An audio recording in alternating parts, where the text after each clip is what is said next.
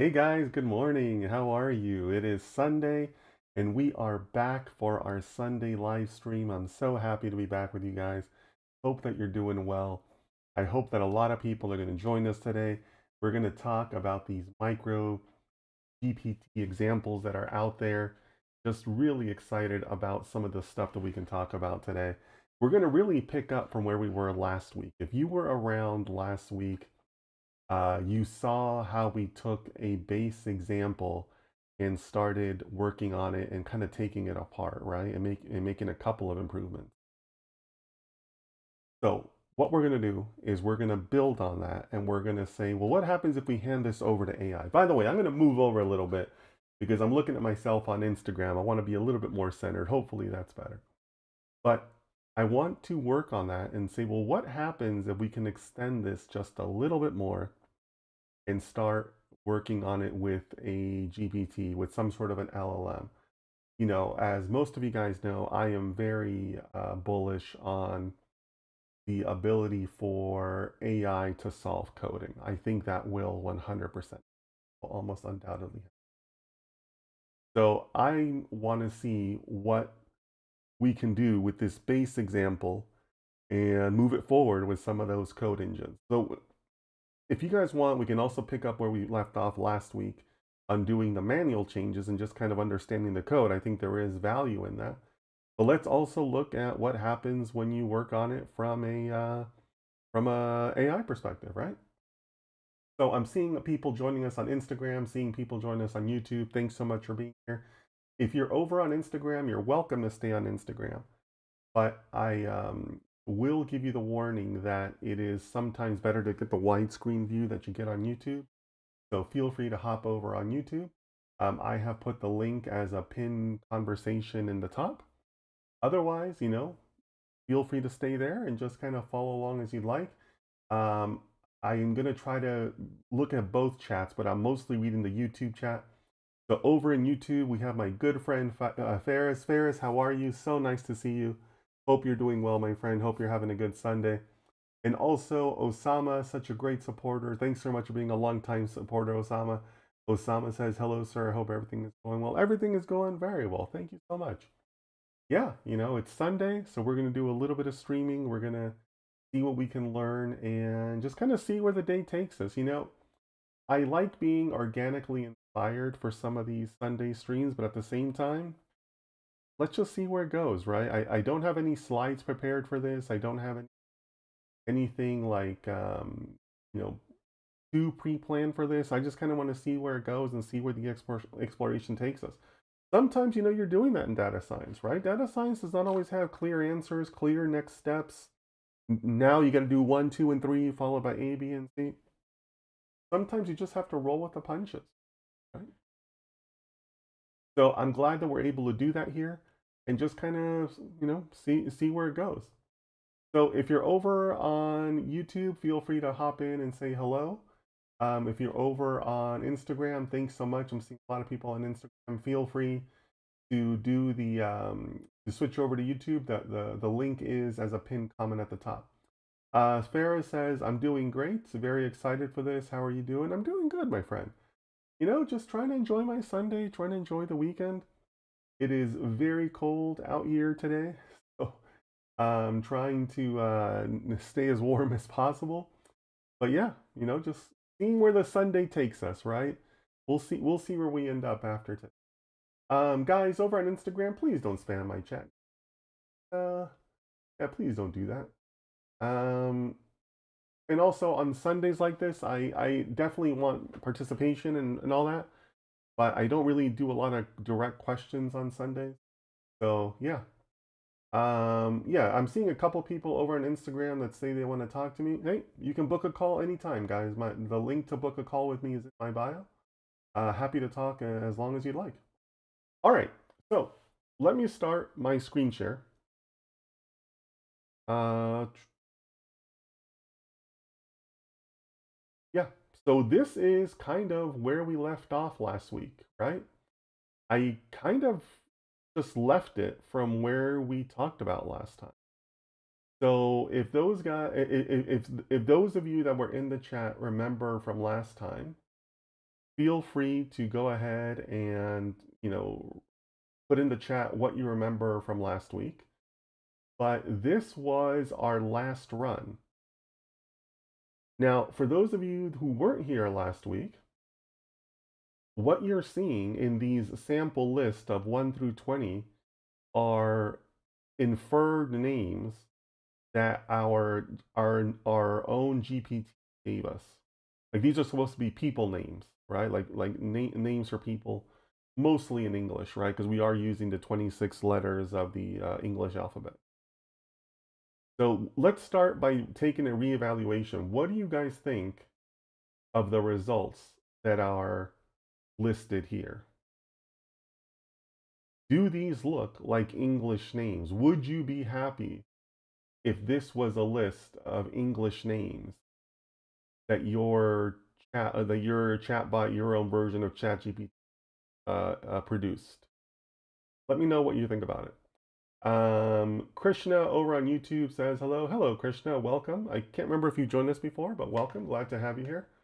For anybody over on Instagram, feel free to join us over on YouTube. I have the link as a pinned conversation.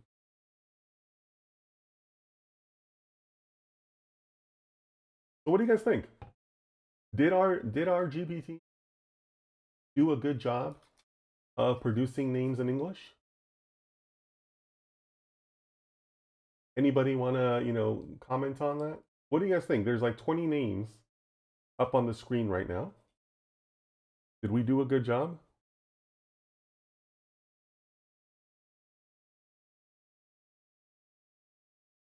You'll also notice, by the way, that this loss is 1.99, which is our best loss yet from the experimentation that we did last week. So Osama says, I believe we should improve it because Tamir, for example, not American.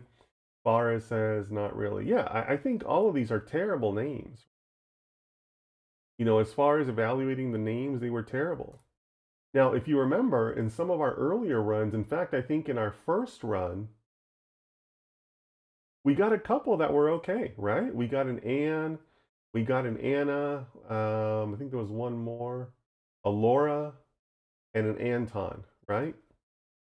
So that's four valid names. And look, our loss was 2.65, let's call it. Right? So a couple of things that I'm trying to kind of illustrate here, right? One, we have to always do like human validation, right? Just because the model says it's good to go doesn't mean it's good to go. Because even here, 4 out of 20 names is not great, right? And a lot of these are just nonsensical. And this loss, 2.65, is significantly higher than our latest loss of 1.99. So on paper, we're doing great, right? But the human validation side has to come in and say, oh, wait a minute, no, these results are terrible. Right? So the second thing we should also learn is that just because the loss is better or just because the model says it's performing well, by a confusion matrix or whatever metric you want to use, doesn't mean you're done. Doesn't mean you've moved in a positive direction. Doesn't mean that you've met the requirements of the job or of the subject that you're trying to solve, right? So yeah, I think those are two really good takeaways from this. Over on Instagram, somebody said, I have no idea what you're doing. Yeah, guys, so what we're doing is we're examining a GPT, right? We're examining a piece of code that was put out publicly, and we are looking at how we can improve that code. First of all, we're looking to see how accessible some of these pieces of code are, right? So let's take a look at our MicroGPT again. Let me bring that up. So here's the code that we were working with last week, right? So let's have a quick review of that. Maybe we should have started with that. Maybe that's my mistake. So what we're doing is we're making sure that we have an input text file, and this is a file of names, right, that are out there. We are setting our vocabulary size based on the different characters that are the in the text file in the file of names. And then basically here, using raw code, we are building, excuse me, all the components that are required for a GPT, right? And if you remember, we looked at this particular portion here, starting with line 74. Does anybody remember what this is, starting in line 74, 74 to 90? Anybody know what this is?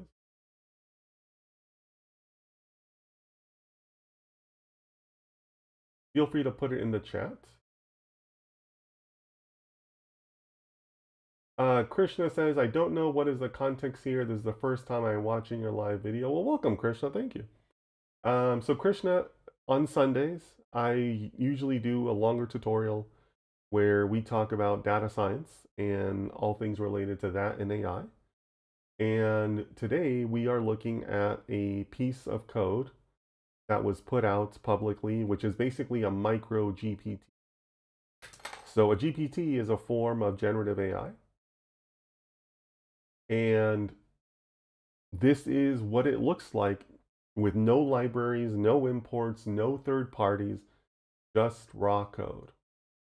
And by looking at components like this, we can get a better idea of what these pieces of code actually do over the long term, right? Or how these components are built up into something bigger. Okay, so the question in front of the chat now is, what is line 74 in this section? Krishna says, I have no idea. I think it's a store knowledge base for LLM. Yeah, yeah, that's part of it. But I'm also looking at layers. I'm looking at embeddings. I'm looking at, how they're tracking all of this in a form of a matrix. What else is that?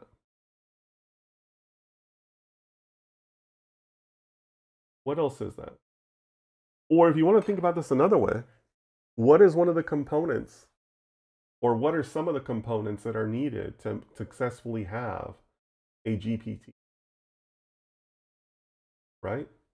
We could think of it that way. What are some of the components that make up a GPT? Don't you need to have certain components? Because remember, AI itself is not a thing, right? It's a combination of different components that are made up in data science. Krishna says training the data. Yeah, you're getting closer, but be more specific. Be more specific. You're getting closer.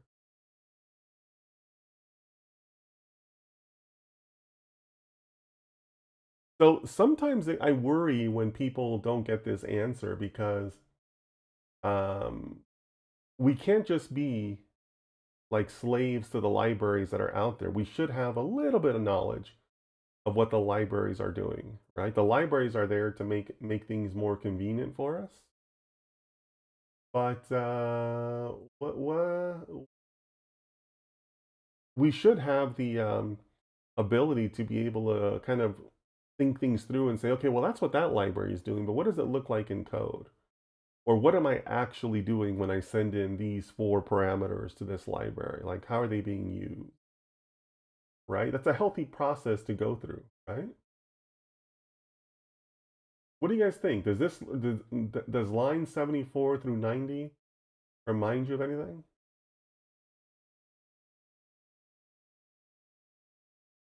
You have layers, you have embeddings, you have block sizing, you have a loop here. Anybody?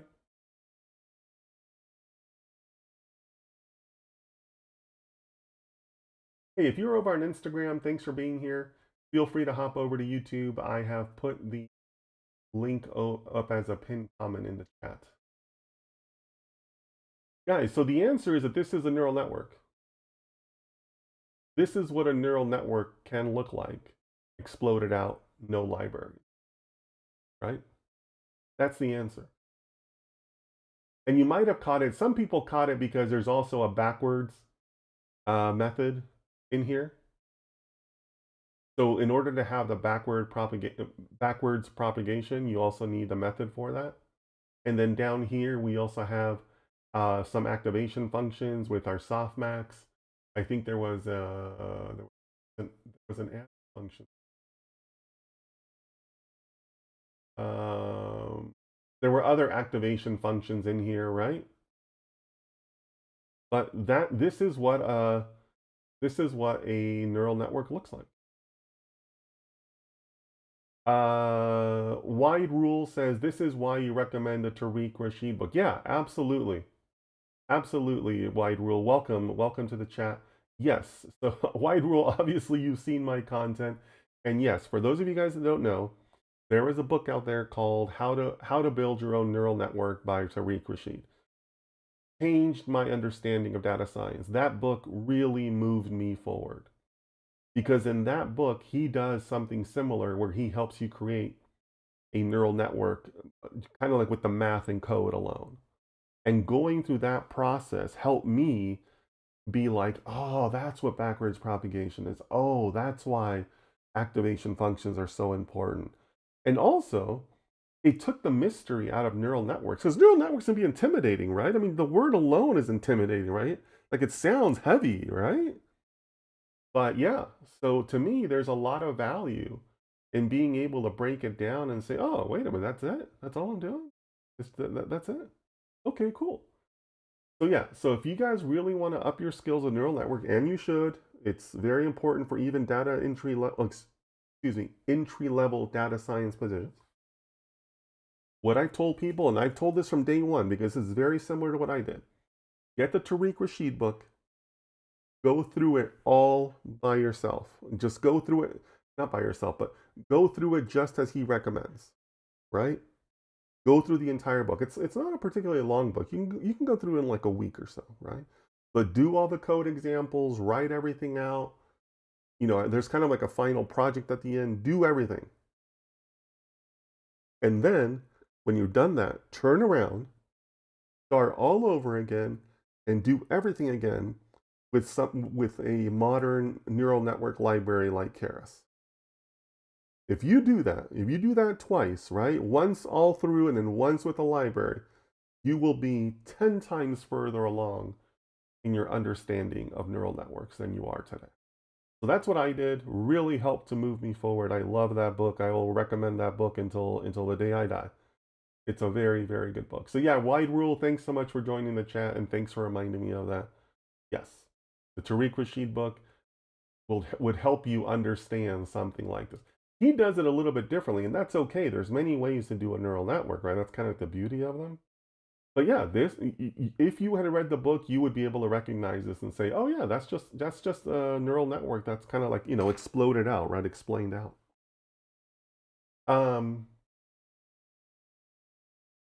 so yeah, the other reason I'm kind of emphasizing this, guys, is because remember what I said earlier. Gen AI itself is not a thing. There is no Gen AI formula or library. Gen AI is a combination of a lot of things, right? And if you look at the history, there was the white paper on attention that obviously, moved things forward. Um, but if you kind of work it backwards, right? Could you have Gen AI without transformers? No, not really. Could you have transformers without BERT? Well, no, not really. Could you have BERT and other components without neural networks? No, not really. So these are all components that kind of build upon each other, right? So that's really what Gen AI is. It's a combination of all these components, but it really starts with neural networks, right? Basing yourself in neural networks and developing a really good understanding of them is going to help you the rest of the way through because you start understanding like how these components fit together. And again, it really helps take the mystery out of it and say, oh, well, that's just a neural network going to another neural network. And if I can get these talking to each other, then I have Gen AI, right?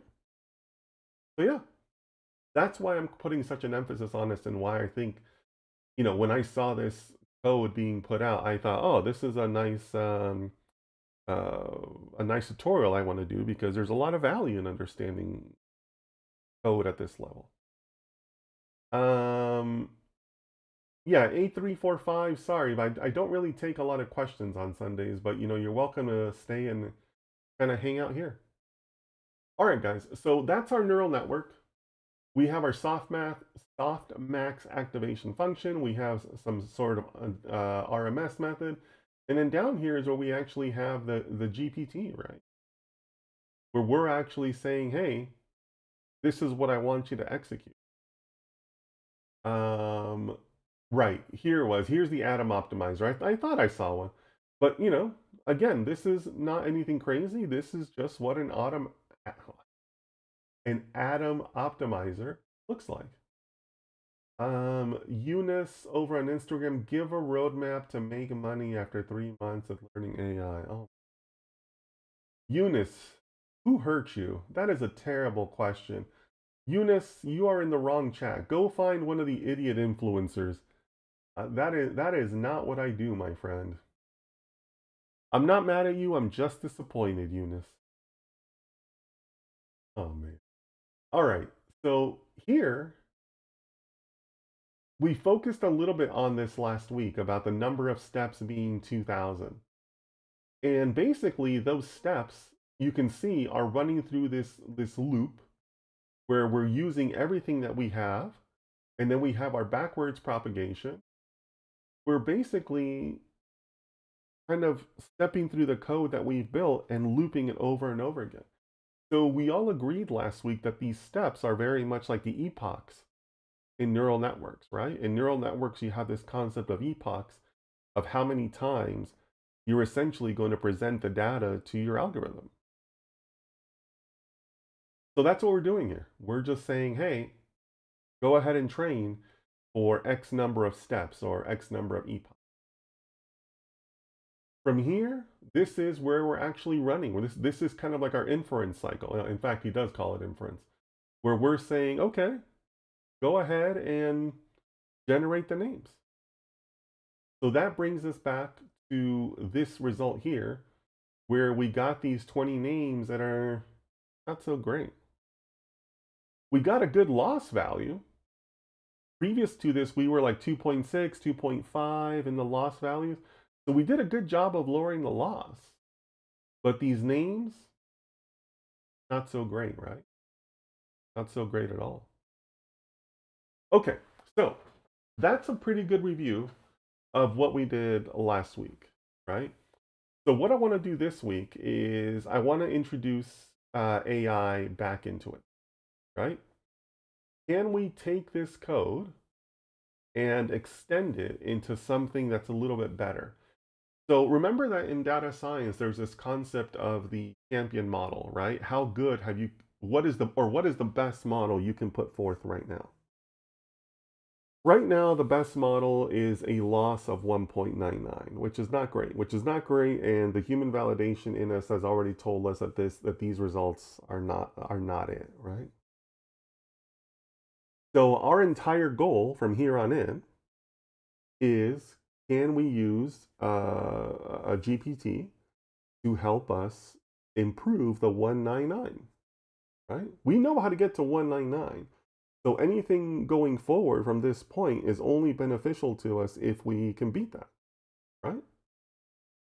So let's do it. So we're going to go to VS Code. We're going to be spending some time in VS Code. You'll recall that I had created this file also. So the MicroGPT underscore source is basically the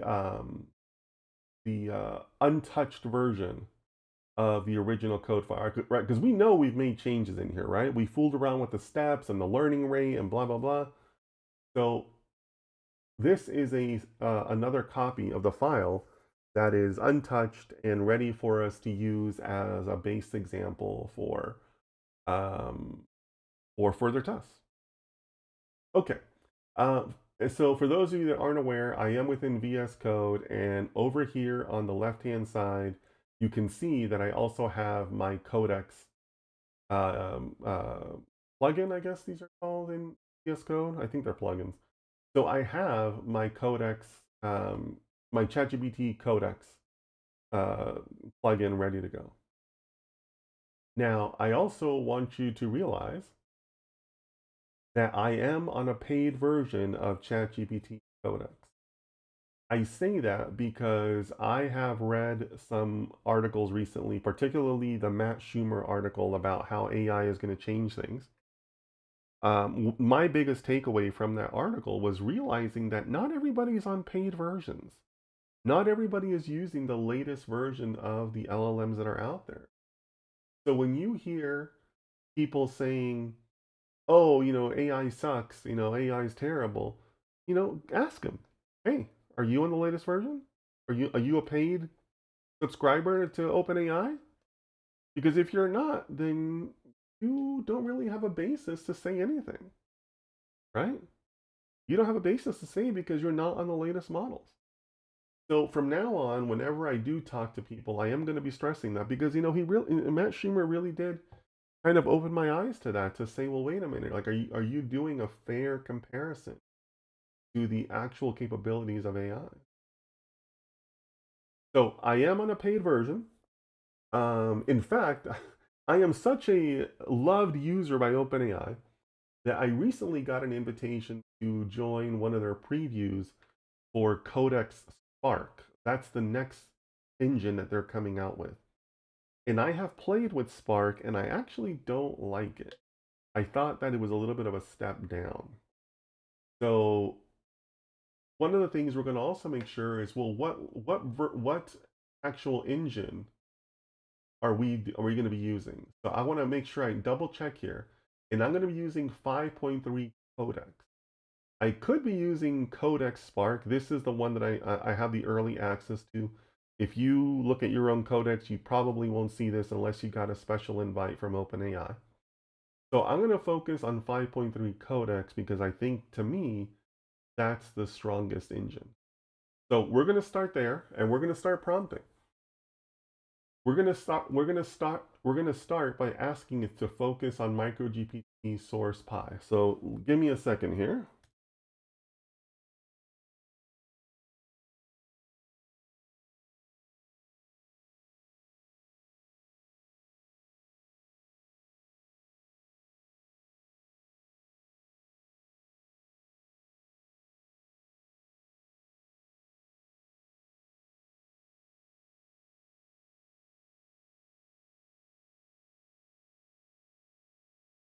So initially, all I want to do is just establish knowledge of the file. Just take a look at the file and what do you think? What I'm really doing here is I'm essentially adding that file to the context, right? And I'm saying, hey, this is where I want to work.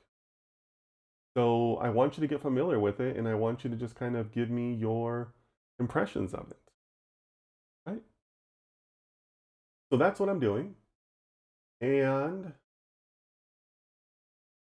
single file from scratch character level GPT trainer. Yeah, that's exactly right.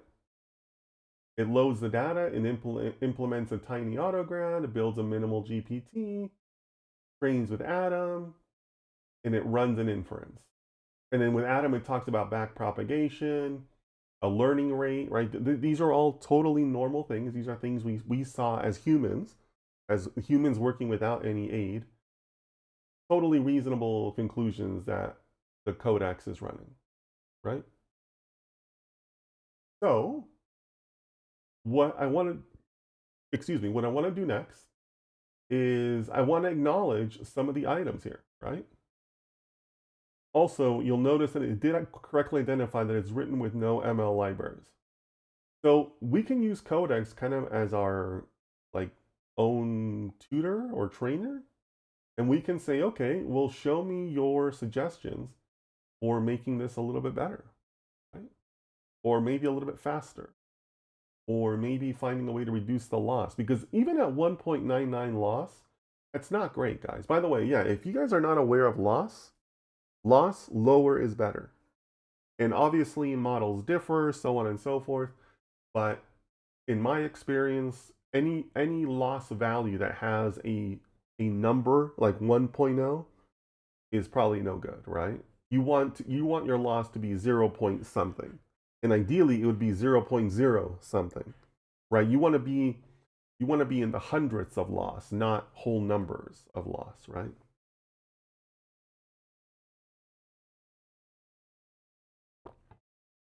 So let's let Codex know about our goals and see where we end up.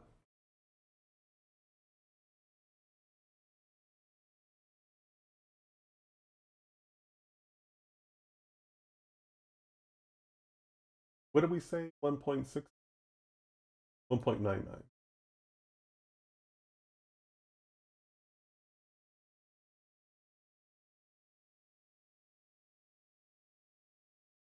We also want to acknowledge that there are no libraries.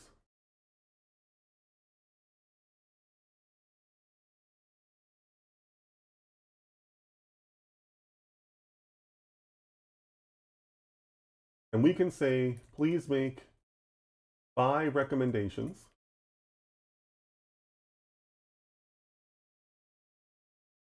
on how the code can be improved.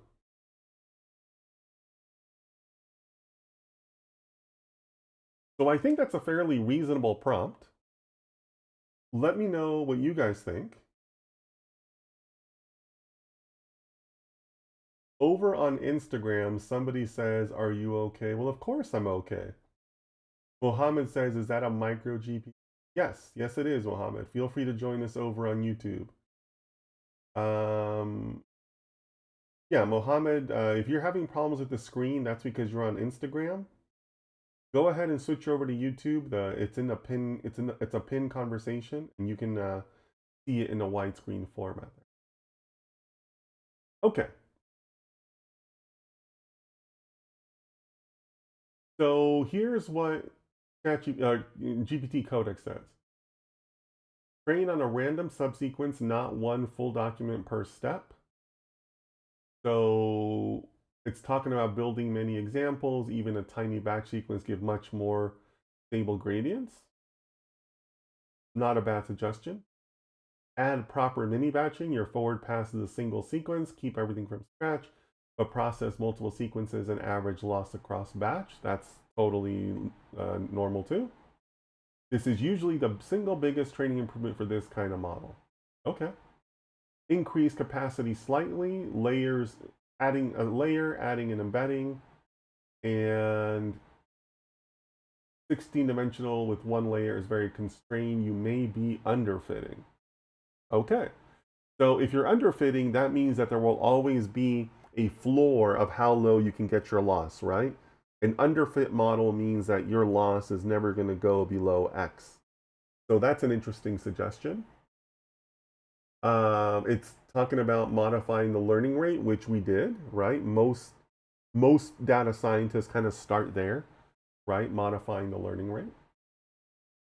And use better activation. Okay. So what I like about the results that we're getting is that it's honoring that we are still working in a minimal way, right? No, just pure Python, no external libraries as the original author intended, right? So I think we should just go ahead and greenlight all of these options.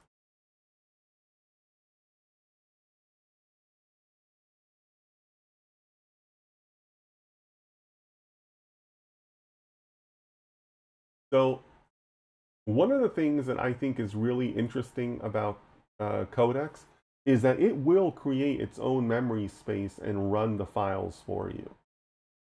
I'm not sure that I'm 100% comfortable with that, so I usually don't let it do that. So you explicitly have to add an instruction at the end to say, don't run anything, just make the changes. But I will run it on my own. Let me run it, right? And that way I can control the environment, the runtime. I can stop it if something goes crazy or whatnot. But I do want to point that out that sometimes you do have to explicitly say, wait a minute, don't run it in your memory space. I'll take care of the execution. Okay, so now we wait. We wait and see what happens. Yeah, guys, if you're over on Instagram, thanks for being here. Feel free to join us over on YouTube. It's a little bit easier to watch the widescreen there. Okay.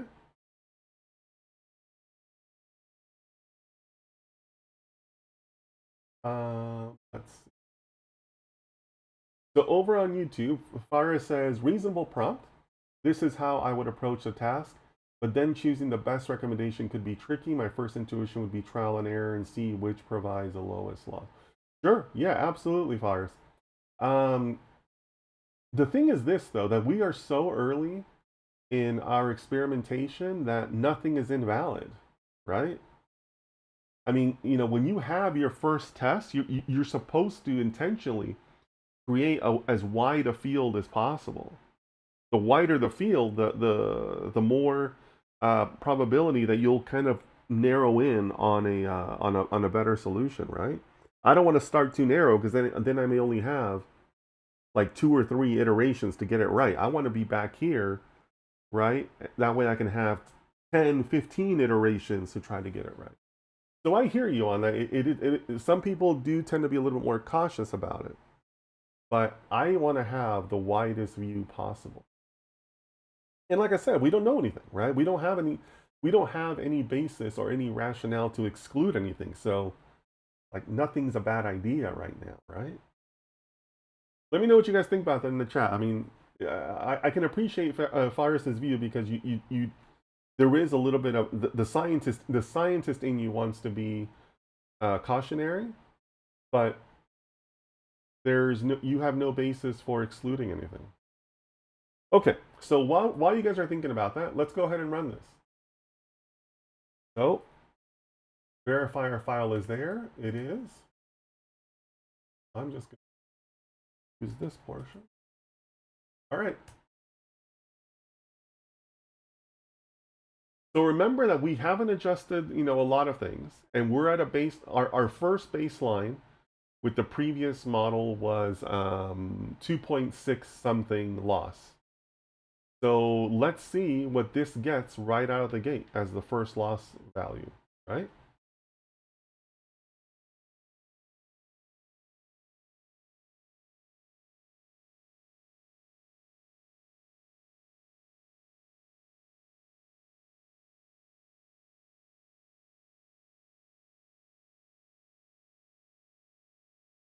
So far it says, even with your domain knowledge, you would still take this wide view approach. Yes, at these steps, as far as you would, right? Because again, we have no reason to say otherwise. Like we haven't run anything. We don't know anything, right? We haven't taken those first iterative steps.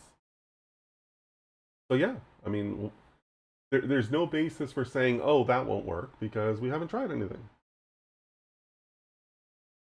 Okay, so right off the bat, I am noticing something, and that is that this is super slow. Super slow. We'll have to review some of the changes it made, but last week or with the previous code, going through 1,000 steps was still, was still time consuming, but still, it ran like everything in like 3 minutes, not much more than that. Here, we're on step 2, and it's already been a little bit, right? So I don't know if we're going to be able to wait until step 1,000. The loss is high at 5.0, but that's a function of just being at step 2, right? We haven't done enough passes. So this is not off to a good start, guys. So, this is one of those things where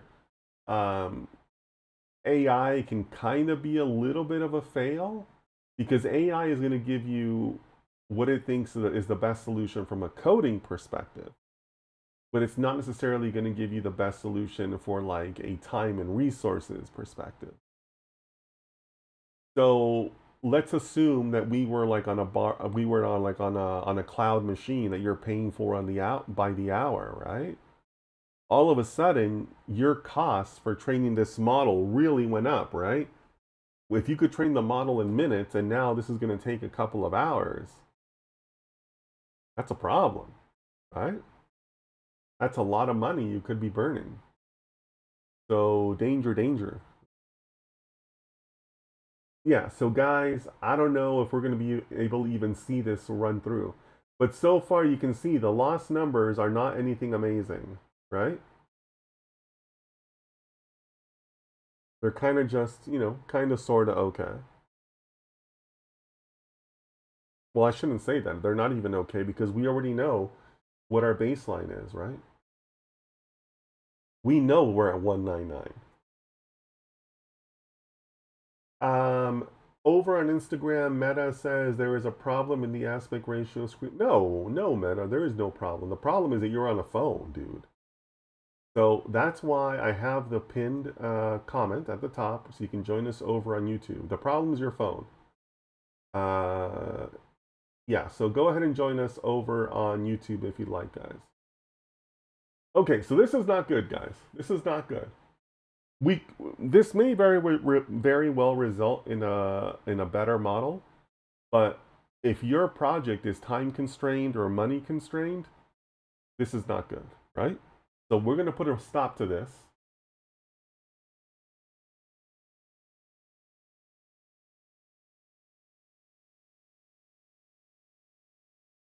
So give it just a second here. Okay, so we're going to have to do a keyboard interrupt there. Yeah, this is way too slow. So let's go back to our GPT.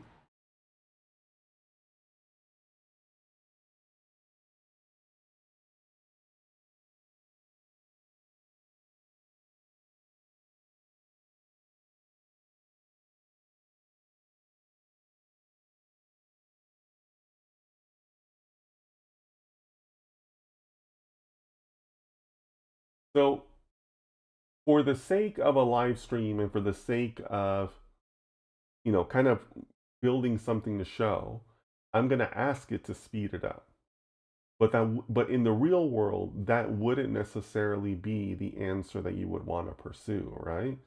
You want the best model possible, no matter what it costs or whatnot. Given if your company has enough resources.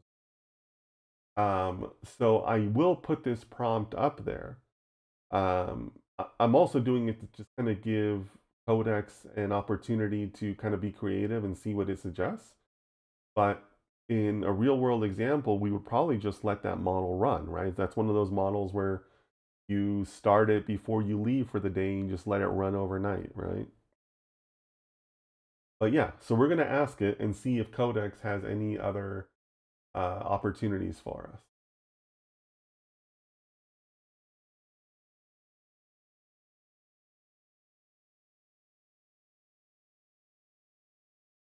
Seeing plenty of people over on Instagram. Thanks so much, guys.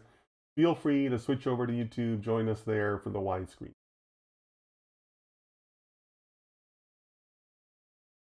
So let's see what Codex comes up with. By the way, you should also notice that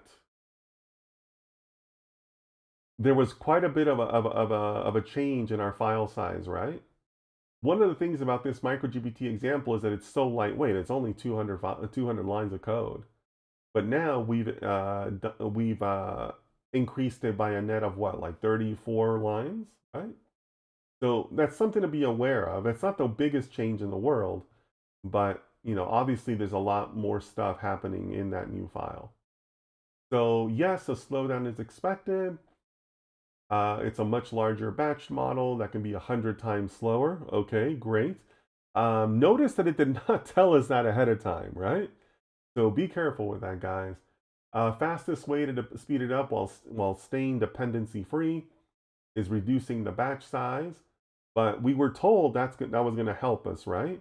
Use a smaller model. Well, we were told that's going to help us too. Shorten the context window. Well, that's rarely a good idea. Print less often. Print every 10 to 20 steps. That's not going to help the code because we already saw that one step alone took a very long time. The problem is not how often we're printing. That's kind of a stupid suggestion, right? Keep random windows but lower compute budget. Keep random windows but lower compute budget. Um, I don't know, guys. Does anybody know what that means? I think that might be a hallucination, guys. Because we haven't talked about computing budget at all. We just said that it was slow. And keep random windows. Keep random windows. Random windows of what? I can't recall that we have anything that's randomized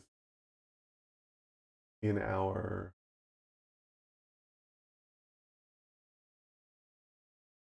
Okay, I mean, yeah, I mean, we have a random seed for some of the training or random shuffling the docs. That makes sense. But I think that might be a hallucination, guys. Suggestion number 5 may not be an actual valid suggestion. Let me know in the chat if you guys know what is meant by that. So where I really want to go with this is I want to say, hey, you know what? I'm okay having dependencies, right? Because the code itself could be causing some of that slowdown, right? So for example, when it talks about the batching and the layers and the embeddings, well, those are all things that are handled by libraries, and they're handled very well now. So I'm going to go ahead and set it free to use different libraries, right? Let's see what it comes up with.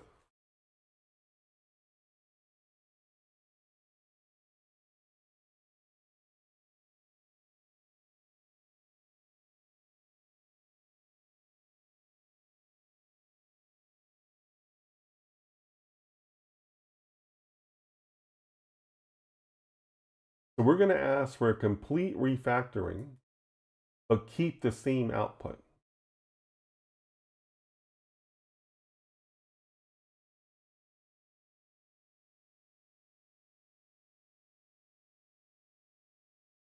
And we're going to acknowledge that, hey, this is a big change, so go ahead.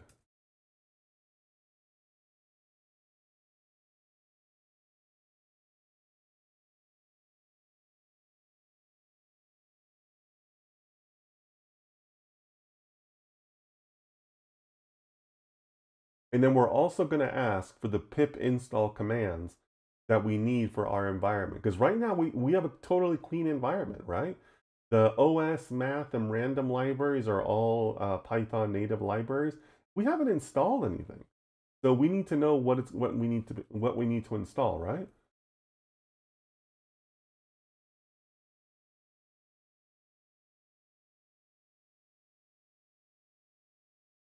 Okay. So now we have set codecs completely free on this. So let's see what happens. Sarah says, no idea what it's referring to. Yeah, guys, I think that was a hallucination. And I'm a little disappointed in that because I really like ChatGPT. I really like OpenAI. And I think that they are doing fantastic things with their codex tools. But yeah, I'm pretty sure that suggestion was just outright hallucinate. So I'm not very enthused by that. But what are you going to do? So let's see what it comes up with.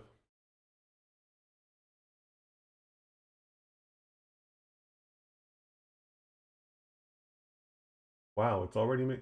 Oh no, it chose PyTorch. Oh no. We've lost already, guys.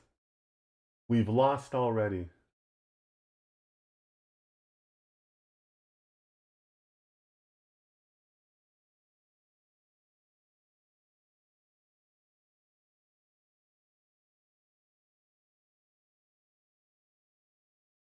Oh, okay, wow. It removed 189 lines, but it added 158 lines, and it only needed Torch. Okay. Wow. So let's do it, guys. We'll run the code and then we'll examine it later. So for those of you who don't know, we are using Conda. And in Conda, we have to manage the packages that are in there, right? So this is how you install via pip install. There's other ways to install, but I like pip, sue me.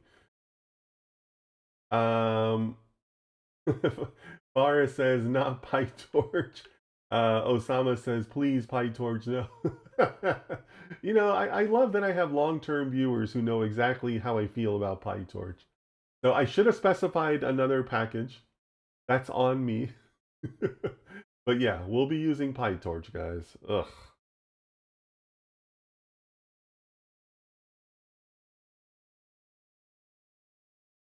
All right. That install was successful, so now we run it. Oh, shoot. Sorry. Here's the command to run it. Okay, wow. Look at those steps. Oh. Oh, wow. Okay. Lots to discuss here. The good news is that it ran quickly. It gave us a respectable loss of 2.0. The bad news is there's no samples. What now, brown cow? Yeah. So Codex, you done screwed up because there's no samples. So let's see. Let's go back. Now yeah, Farah says ran quickly but no names. Yeah, absolutely. So guys, this is, Farah says that's PyTorch for you. That's exactly right. See guys, this is why we don't use PyTorch. But yeah, obviously this is like most likely an error of Codex. So yeah, so we gotta say Codex, what the heck, dude? So, somebody asked me about, well, let me take a step back. You guys know that I'm very bullish on how AI is gonna get really good with coding. And it's going to, it's going to eliminate software engineers, right? And they hate me when I say that. I get roasted when I say that, but it's the truth, right? If you're a computer science major, you're screwed. You chose it. It's on you. Go cry. Um, so somebody asked me about, well, what about debugging? So one, in the future, code will get much better, and there may not really be a need for debugging. And two, debugging will be different, right? So yes, right now we could choose to go in there and say, oh, let me look at this line and then, oh, the variable name here, yeah, that match. We could be doing that. But we could also say, hey, ChatGPT, we didn't get the desired result. Because that's really what you're doing when you're debugging, right? You're saying, hey, something went wrong. I didn't get what I wanted. So debugging in the future, it will be describing. You wrote text to create the program. Why aren't you going to write text to improve the program, right? So when people, write me these ridiculous things about, oh, well, I need to know this to debug, I need to know assembly to learn how to compute, it's all going to be natural text. So we're going to start exercising that now, right? And by the way, guys, this is one of the things that I've been telling my friends more and more, kind of how I observe my own habits, is I know that AI is getting better because of the way that I lay out my screens. And my focus now is really a lot in the context window, right? And this here, yeah, of course I still care about it and I can understand it. I know what PyTorch is. I know what these classes are doing, but I don't really care anymore, right? It's all AI driven. So yeah, I'm going to be here a lot more, like a lot more, right? You'll notice that I focus on the prompt window and over here, that, yeah, like I want to make sure the changes are made, but that's it. Okay, so debugging.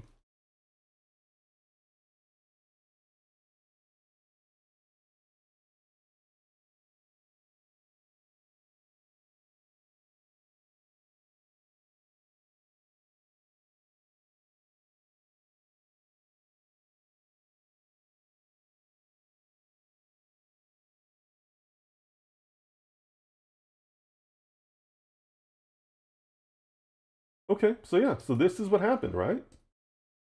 We didn't get any results. So Codex, can you help us out? And now Codex is going to go and it's going to review its work and figure it out.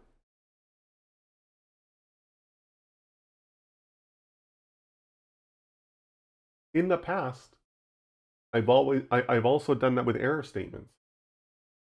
Yes, of course. I could go through the error statement and, oh, it happened at line 117. Let me go look at that. Why? Put it in the context window. Okay. So Codex says I did not run training. I only validated syntax. Okay. Um, okay. The refactor built the training streams as BOS. Then the next doc worked with another BOS. Okay. So it was creating all of these out of dictionary examples. Starts with an initial BOS and then for each doc appends a character. Okay. So it sounds like it knows what it did wrong. Let's see what happens.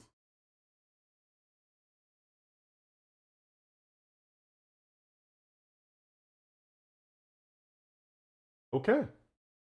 Cool. What do you guys think? There's a new list of names. These are generated names, right? I don't like how he calls them hallucinated names. It should be inferred names, I think, is what the developer intended. What do you guys think?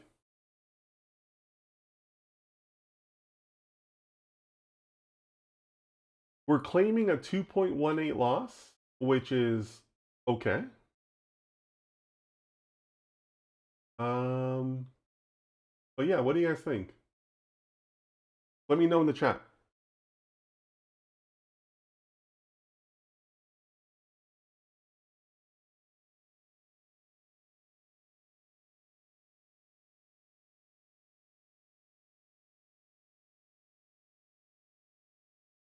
Faris says still not great. Osama says the loss increase. Yep. I only see a couple legit names. Yep. Yeah, I think all of those three statements are very valid. I will say though, the loss is not great because it doesn't beat our baseline, but for something as our first pass, it still did better than our other first pass because our other first passes were like at 2.6, right? So this is not a great loss. We're not ready to ship this model, but I don't think it's that bad for a first pass, right? Because next we're going to ask ChatGPT to optimize some of these things, right? The number parameters decrease, so we should improve it.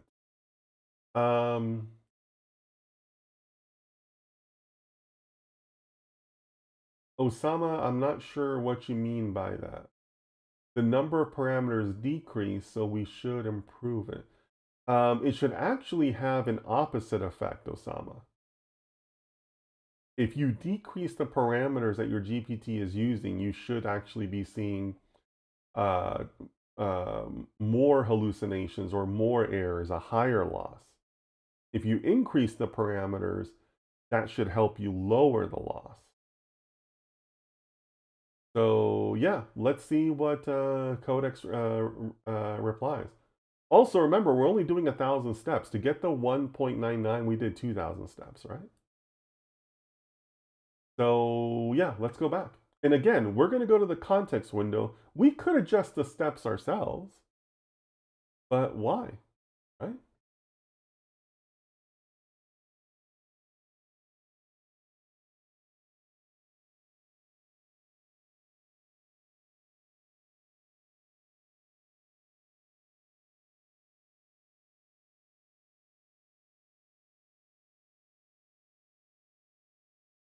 We're going to ask to double the steps.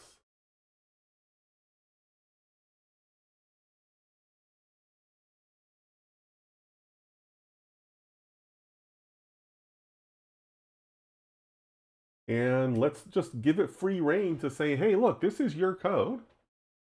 What do you think?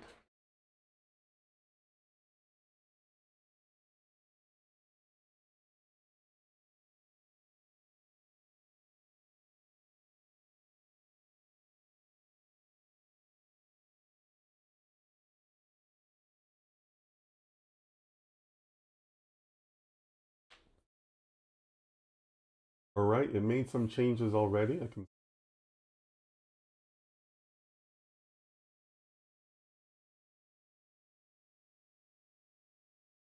Okay. It added wait time, a learning rate schedule, which is great. Um, Batch increase to 32 for smoother gradients. Increase the layer capacity. More heads, and number of steps increased to 2,000. Okay. Those are all very reasonable. What's catching my eye right now is this loss is not dropping below 2, right? It's still bouncing around at 2 something.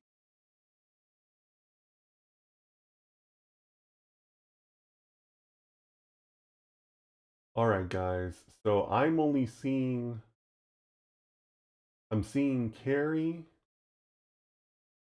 Sam, and Alexia. Alina. I think Alina is a name, isn't it? But that's it. But still, that's what, 5 names? That's the most we've gotten from these results ever, right?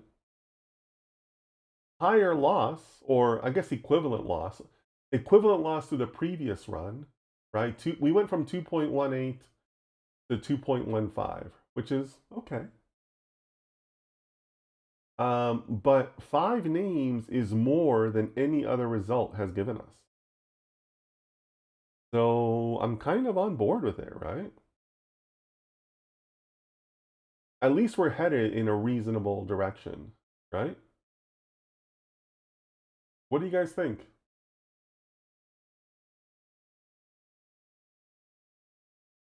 Any feedback here? Let me know. But we keep on going, right?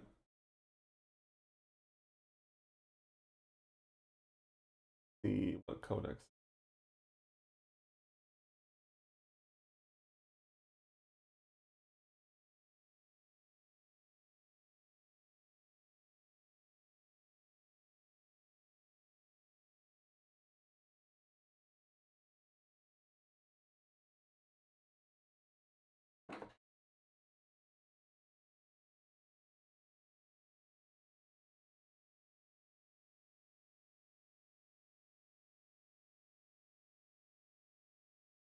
Forrest says some improvement is better than no improvement. Yeah, I totally agree, Forrest, right?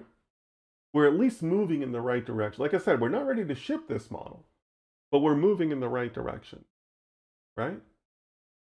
In addition to that, again, this serves as a lesson that just because you have a better or worse loss, whatever that means, doesn't mean that your model itself, the answers are improving. You still need that human side to go in there and say, yeah, that looks good. Or no, that's terrible. Because guess what? If your stakeholders come back and say, wow, that was a terrible result you gave us, they don't care what your loss was. They don't care what your confusion matrix looked like. If you sucked, you sucked, right? Like you're never going to talk them out of that, right? So yeah, the human side is still, very important.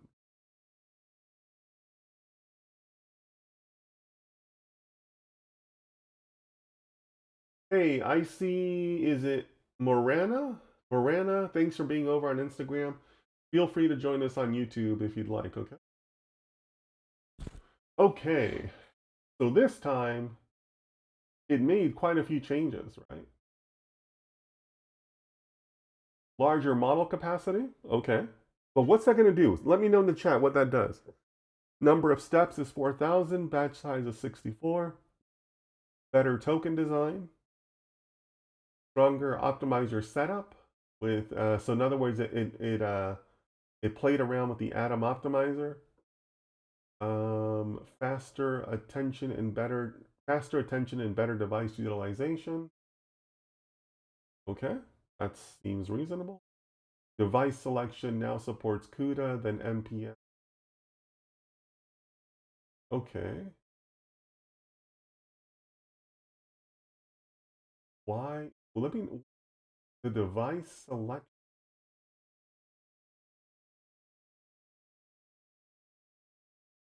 Wait, what am I looking at though? Let me just ask.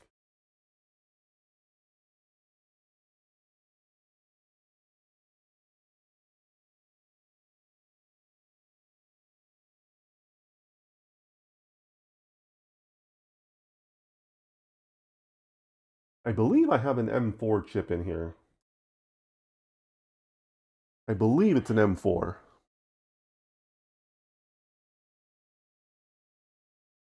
You should use MPS backend. Device selection is automatic. You likely do not need to change. Install a recent PyTorch build with MPS support.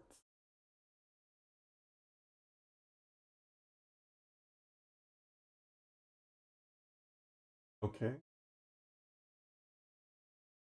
You run this real. MPS available is true. Okay, cool. So according to this, it's already choosing it in the back end. We've already installed the latest PyTorch and do not need to change anything. Okay, cool. Need to go here. Need to rerun. So guys, that is one of the reasons why you kind of do want to use libraries from time to time, because libraries are better at using things like specific GPUs, right? If I'm on a Mac, then yeah, I should be using that, right? I should be making use of that of the silicon chips, right? Okay, look, right off the bat, we can already see our loss is better, right? We're in the 1 point somethings for loss now, right? So right off the bat, this is looking positive. Ooh, 1.60. That is a new low, guys. We have a new champion model, right? So what do you guys think? This is our this is where we can go to our stakeholder and say, "Hey, we had a breakthrough. We have a new champion model." Are you excited about this model? Let me know. Take a look at the list. What do you think? Your stream is looking too vertical. Nope, it's your phone that's vertical. If you're over on Instagram, switch over to YouTube. There's a reason why I pinned the conversation. Use that to join us on YouTube. It is much more convenient to watch on YouTube because of the horizontal format.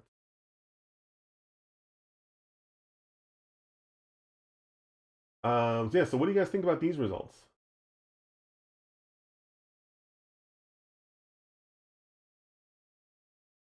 Farah says new low in terms of loss, but no improvement in terms of the name. Osama says remarkable improvement. Okay, so Faris, Osama, you feel free to fight it out. But I'm seeing Kenzo. I think Kenzo's a name.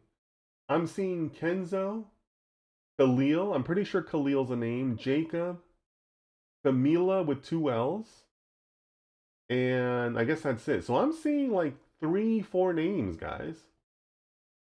Hey, dude, don't spam my chat, please. Bad move, dude. Put him in timeout. Please don't spam my chat. Yeah, so Osama, you think it's remarkable. Faris, you think there's no improvement of names. I guess you could both be right if Osama's looking at the loss. Because technically we did have an improvement on the loss, right? We had a nearly 0.1 improvement on 1.69. That's like a lot, right?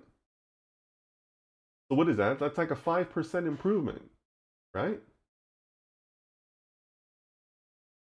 So yeah, what do you guys think? Faris says Kenzo and Jacob. Khalil is spelled incorrect. Yeah, but Faris, nowadays people have all kinds of spellings, right? Like how many spellings are there for Caitlin or Tracy or Stacy, right? Like, there's so many, right? So yes, I am giving Khalil a little bit of leeway. And Camila too, right? Because Camila usually doesn't have a K, but sometimes they do, and all the crazy spellings, right? But Faris, it sounds like you're concentrating on the quality of the names, which is great, right? We should. And Osama, I don't want to speak for you. Feel free to tell me in the chat. But Osama might have been focusing on the loss. Because, yes, like I said, this is where we could go to the stakeholder and say, hey, things are looking good. Things are looking up, guys. We had an improvement. Our best model yet, guys. Yeah. But are we? Did we? Would you ship this? Right?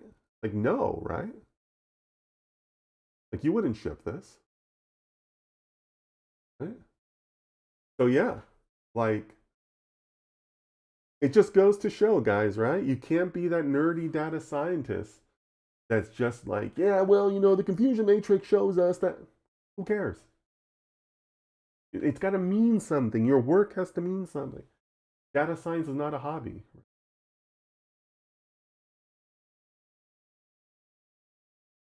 Jenny from accounting doesn't care what your confusion matrix looks like. She either pushed a button and it worked or it didn't work. That's all she cares about. Farah says, I'll take the loss improvement for sure, but definitely still need work before shipping the model. Yeah, sure. Absolutely. Absolutely, right? And like I said, guys, um, I hate making generalizations in data science, but generally speaking, data science, your more valid models start with a zero. And ideally, it should be 0.0 something. So yeah, I mean, lots of room for improvement. We're headed in the right direction. But I could not know anything about your project, know anything about you or your data. But if you tell me you're at a loss of 1.1, like I immediately know that you're not anywhere near deployment, right? Like that's like a general rule of thumb. I know somebody out there in the chat's going to prove me wrong, and that's cool. But loss exists for a reason. Farah says, back to the context one. Yeah, yeah. I mean, this is a process that we'll just repeat, right? Now, maybe this is my mistake that I tend to personalize codex. So I tend to always start with some sort of encouragement and say, hey, great job, but not quite, right?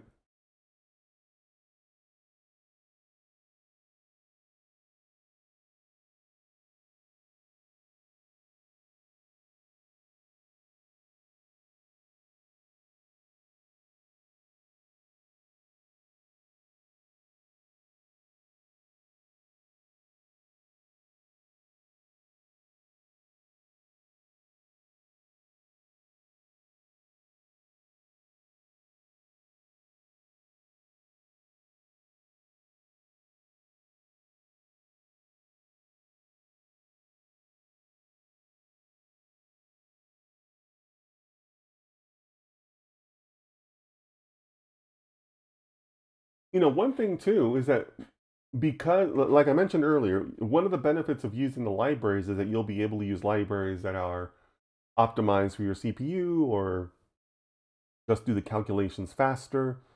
Um, but we could also say that we could say, hey, look, at this point, we've gained enough time back where we're okay if the processing takes a little longer, right? We're okay with you suggesting things where the cycles are a little bit longer. We didn't like them before when they were like a couple minutes to do one step.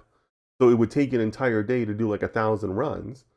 But we don't have to be super fast either. It's okay for you to take a little bit more of your time.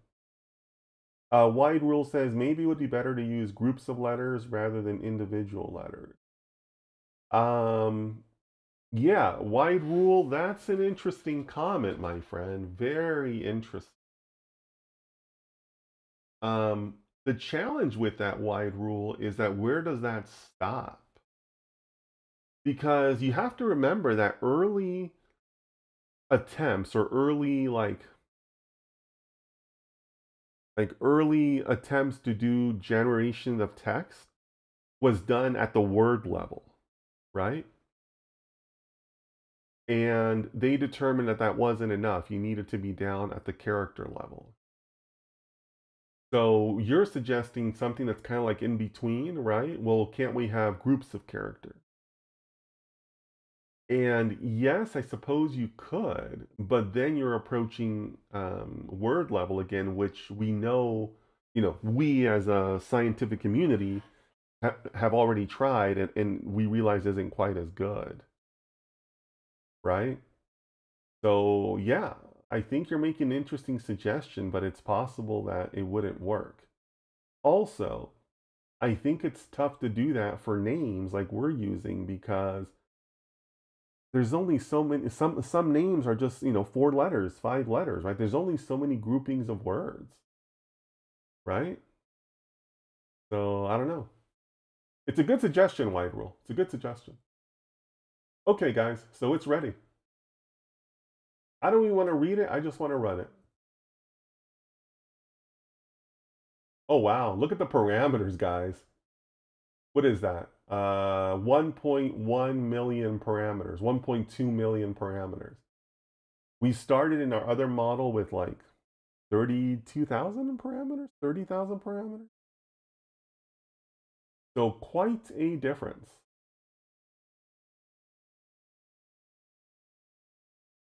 So taking a little longer, but that's okay. Oh wow, look, we're doing 8,000 steps, guys.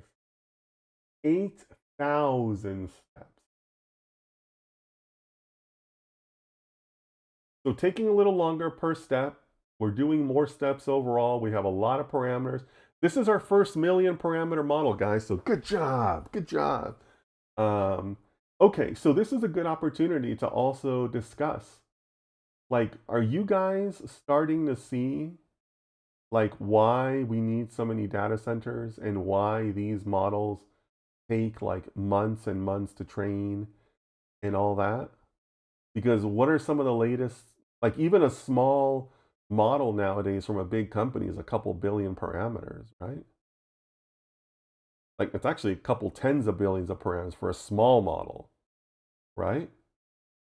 Here we're training on a million models. Now, obviously, I have a pretty good Mac. I have a Mac Studio, but it's taking the time just for a million parameters. Can you imagine like 10 billion? And 10 billion is a small model nowadays, right? So do you guys start to see why data centers are important, why NVIDIA and AMD are so important?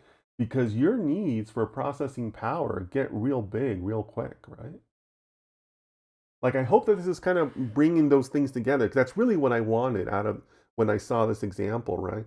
By seeing these components, you can start to see, oh, that's what they mean by parameter models. Oh, that's why they take so long, right? Oh, yeah, okay. Farah says, unfortunately, yes, it's not cost effective at all. Is it though, Faris? I think if well, our model, of course, is not cost effective, right? This is just a toy model. But think about how many people the latest ChatGPT models help, right? Because think about how many products are just wrappers for ChatGPT, right? Or they rely on ChatGPT in some way, right?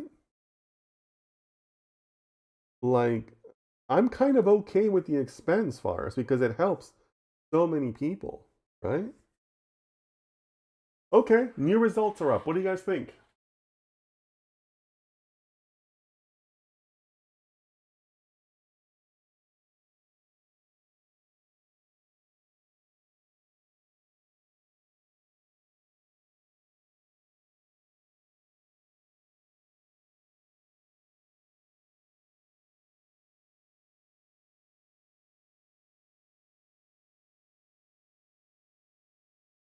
I'm seeing 10 names. By my count, I'm getting a little leeway, but I would argue there's 10 names in this list. What do you guys think? Krishna says, do you have any alternative theories to decrease AI costs for infrastructure? Yeah, absolutely, Krishna. So, Krishna, one of the predictions that I made for 2026 is that you are going to see the rise of foundational models. Companies will be building their own for purpose models. So, what that also does is it helps to narrow down your universe of documents that you need. right? So one of the things I've always said, and I've done this from the very beginning from Gen AI. When Gen AI first came out, I was working for a very large financial company, and people knew that I was skilled. So they would send me their models, and they would say, "Oh, we built this model. This foundational model, this for-purpose model." And my first question to any of those models, and I do this at CES too, by the way. I do this at trade shows. The first question I always ask is, who owns the New York Yankees? If you just told me that this is a medical built for purpose model, why does this model that's going to help doctors and surgeons in the surgery rooms, why does that model know who the New York Yankees are? Right? That's a waste. Well, it knows that because it's been trained on every single ESPN article, every single New York Times article, blah, blah, blah, blah. Does a model for doctors need to be trained on ESPN and New York Times models? No. Or New York Times articles? No. Right? It's going to be trained on other documents, but not as much as you need for like a global model or a wide release model, right? So, Krishna, I think that's one of the things you're going to start seeing, where you could have a company say, "Hey, our model is only 10 billion parameters, but guess what? We only intended to be used by auto mechanics. So that's our entire universe. So yeah, that model doesn't need to know who owns the New York Yankees. It needs to know about autos. It needs to know them really well. But I just need 10 billion parameters for that. I don't need a trillion parameters like some companies are doing, right? So yeah, Krishna, I think that's a potential answer to that, where models will be intentionally smaller, but it's because they are truly built for purpose. We target an industry or even an individual company, and that's how we save on that processing. So yeah, Krishna, great question. And like I said, it's one of the predictions I've made for 2026, that you are going to be seeing more things like that. And it's a valid approach, right? If you're training a model for doctors, you don't need to ingest the entire worldly universe of every single article ever written, right? So yeah. Farah says, looking better. When I said cost effective, I was also referring to the tokens. By the rate we are going at, how soon will we run out of tokens for the paid and free ChatGPT? Um, but Faris, remember, this is our own GPT. So the only tokens we're burning up are on the codex side, right? So that's actually a fairly modest amount of tokens because we're on the codex side, not the inference side. This is our own GPT, right? So I actually think it's a fairly modest cost. I mean, yes, we're going back and forth asking codex, but codex tokens are very reasonably priced. And,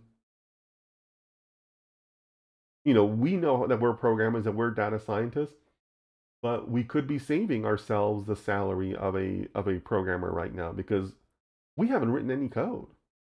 We have an ID available to us, but we're doing it all in the prompt window, right? Okay. So yeah, what was a loss? Oh, wow, look at this. It's our best loss yet, right? And I think there's 10 names up there. I think there's 10 names. So I think, we can argue the names, but I think we can all agree that this is the model that has given us the most valid names, right? And we're still at 1.5. I want to get us down to below 1.0. I want to get to zero something. We probably won't go to 0.0, but we can get to zero something and think about how much better these results will be or should be, right? Let's go. Let's see it. Um,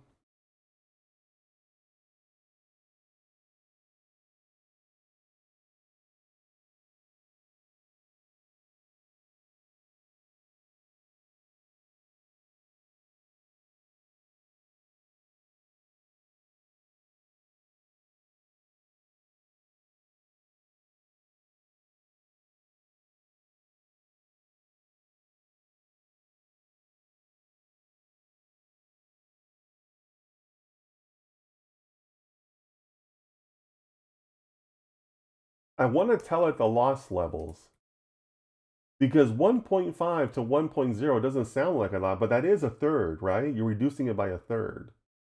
So I want to make sure that it knows, hey, this is the scale that we want to achieve. We're not going for onesies and twosies here. We want like impact, right?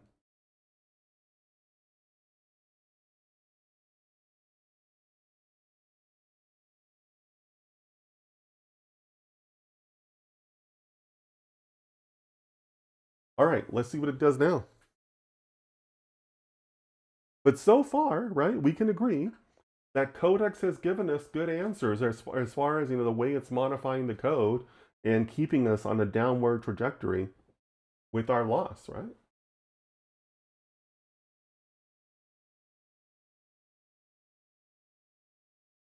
Hey, if you guys are over on Instagram, feel free to join us over on YouTube. The link is at the top. So I'm excited to see what Codex is gonna do in this particular iteration. And by the way, guys, this is it, right? This is the work of a data scientist. We're iterating through. We're iterating through, and we're gonna keep going, keep experimenting, right? So this is the work. This is the work of being a data scientist.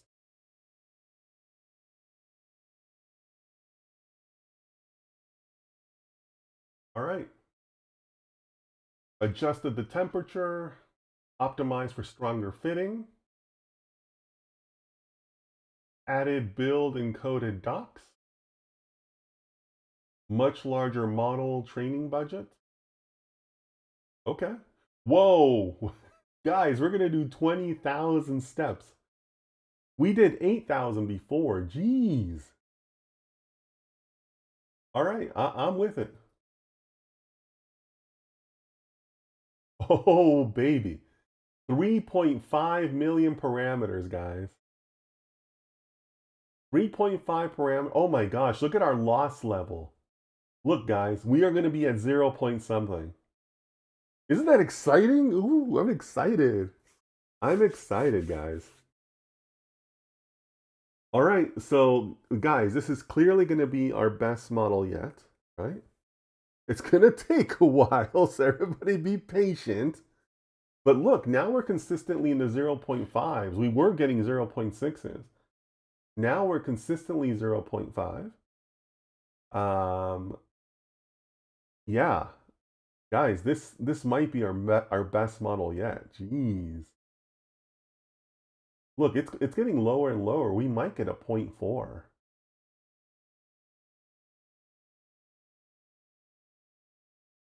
The oh baby cracked me up. Thanks for that, Ferris. But what a nerd, right? What a nerd to be excited about parameters, right? Like, but yeah, look, I mean, we're tripling our parameters, guys. We're tripling our parameters. That's a lot. Look, and now we're getting 0.4 sneaking into the mix, right? This is exciting. I mean, aren't you guys excited? I think this is great. But maybe that's just like the mega nerd in me, right? Because I like this stuff. You guys know I'm passionate about this stuff. But yeah, like we're headed in the right direction, right? Krishna says, I am excited, but I kind of confused because I missed last week. Well, look, Krishna, I'm glad that you joined and feel free to join us on any Sunday. But look, forget about last week. What are we learning this week? Well, we're learning to work with Codex. We're learning our prompting skills to help Codex. We haven't adjusted any code so far, right? Think about how far we've come with this model, and we haven't touched a line of code. We've touched prompts, we've touched context windows, but no code. There's a lot to be said for that, my friend.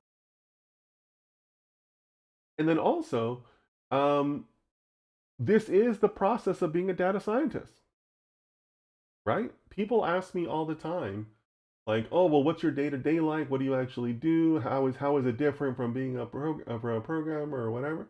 This is it. You run data experiments. Hey, let's change this. Oh, that didn't work so well. Oh, what about this? Oh, yeah, that's good, but are the stakeholders gonna, right? Like, Krishna, you are experiencing like what you would do on a daily basis with like data science. So I think that's valuable. So even if you weren't here last week, I think that this can still be very beneficial to you, right? It's just, this is the work.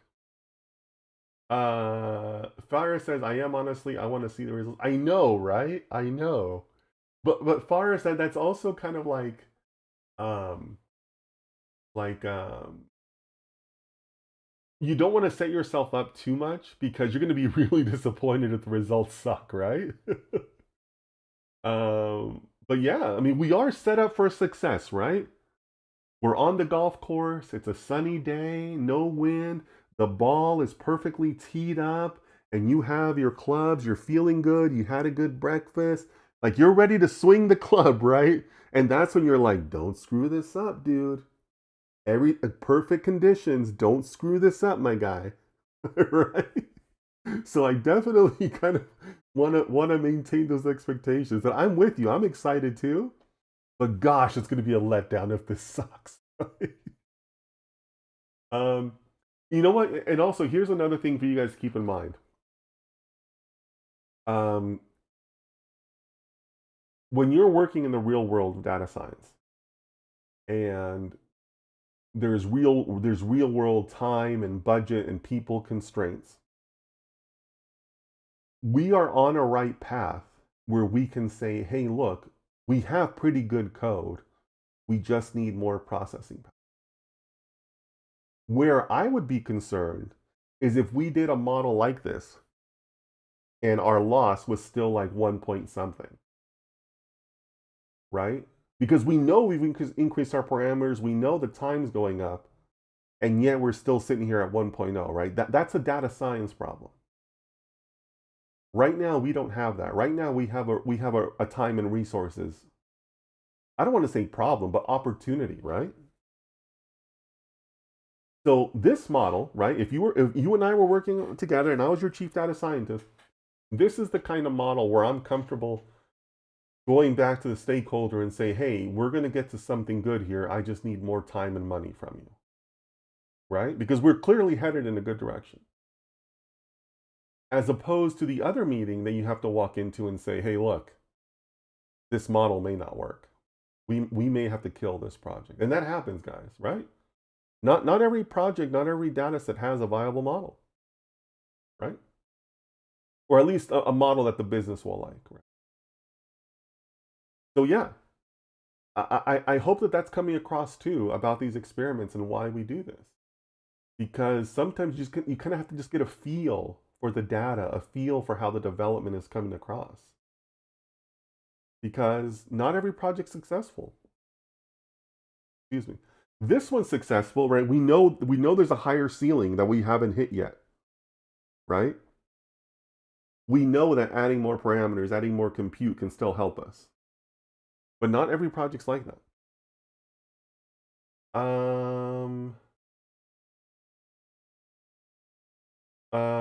423 says, I'm a student currently doing a bachelor's in computer science, mathematics, computer science.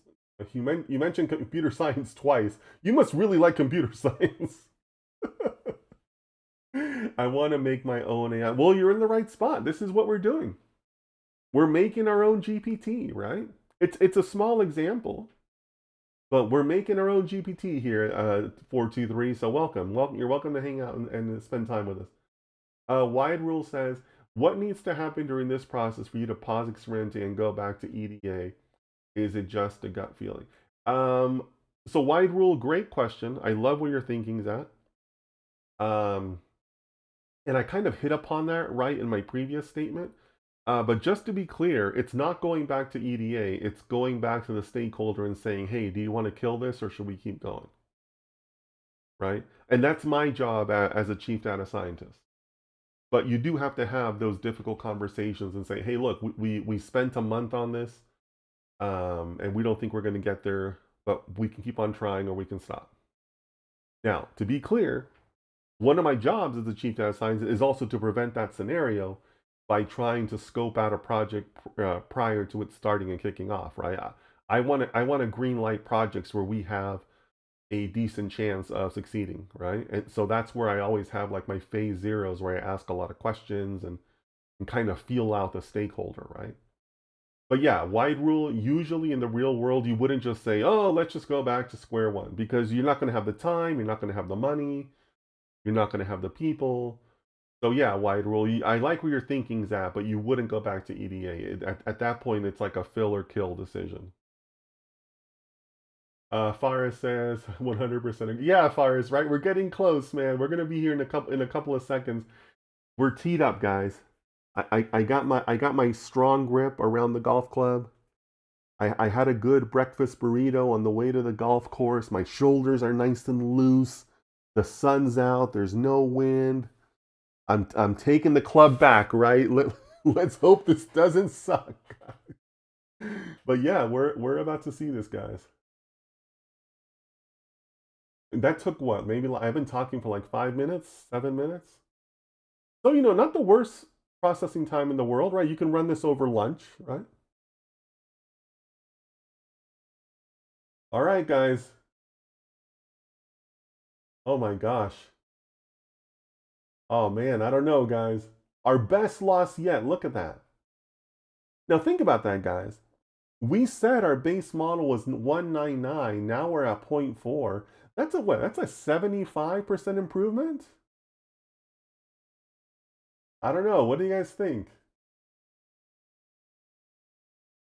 Oh, this is better. Some still suck,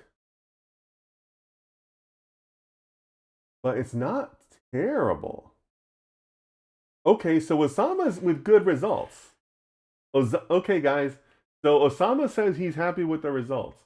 But Osama, I want you to clarify. Are you looking at the loss or are you looking at the names, my friend? Because you're right. On loss, we could go back to the stakeholders. Hey, good news. We're getting better. But are we? So Faris, I know you've been looking more at the names. But yeah, what do you guys think? Over on Instagram, what is this all about? We are training our own GPT, my friend. Feel free to join us on YouTube, and you can see the widescreen view. But Osama is happy. I am a little bit less happy because I think the previous results were better. The previous model, I could credit 10 names. On this one, I don't think there's 10 names. Happy with Osama. No, Farah says happy with the loss, but the names I could see maybe 5, 6 good ones. Yeah. Okay, Osama says both. Okay, so Osama's happy with the names. I don't see it, Osama. I think Faris is right. Like 5 or 6. Like 6, I think 6 is being generous, right? You'd have to struggle to find that 6th one. Not previous in the better model. Yeah, Faris, I agree, right? The previous model, you could do a legit 10, right? That had a legit 10 answers. But this one, 5, maybe 6. Aditya says, I am excited about this new MicroGPT. Yeah, Aditya, thanks for, or 423 rather. Yeah, thanks for joining us. I don't know if it's your first time, but yeah, this is our MicroGPT, right? We're building it out. This is our own native code. So it is exciting. It's very exciting.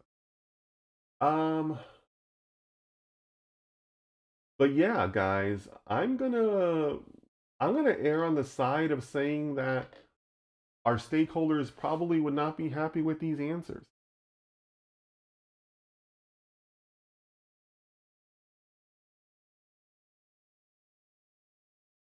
So yeah, guys.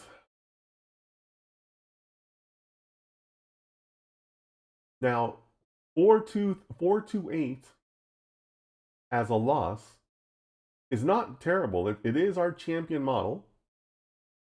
But we can still do better, right? Always room for improvement, as they say. So yeah, keep going. I think we should. Osama says, sir, why is the loss good and the results are bad? That's modeling for you, my friend. That is modeling for you. So you got to remember something, Osama. Loss in that measurement and your confusion matrix and all of that is a function of your training. It's a reflection of your training. That's how you get those numbers. But what you're seeing on the screen are the inferred values, like your real-time runtime predicted values. And those are always going to be all over the place because there is no known answer, right? That's where you're asking the algorithm to think, right? Inference is like the thinking side of the algorithm. So yeah, you could have a good loss in the sense that you had a good process, you had an appropriately sized model, blah blah blah. But at inference, when you're asking the model to actually do the work, yeah, you could have wildly different results. So that's totally standard. Now, the probability of those two things being wildly different from each other lowers as your loss gets lower, right? But it's still going to be there, right? I mean, even today, LLMs hallucinate, right? We saw a hallucination earlier.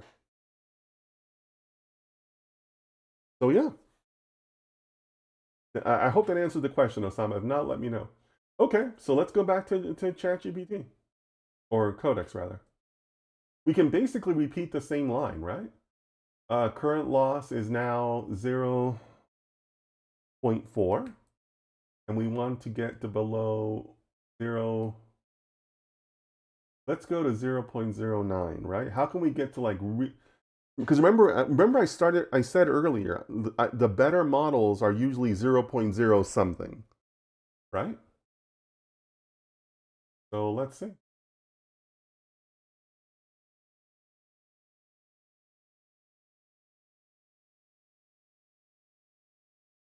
Wide Rule says, okay, cool. For a portfolio project, would you recommend sticking to a strict time frame and sharing that with potential employers, or do you think it's better to shoot for the best results possible? Um,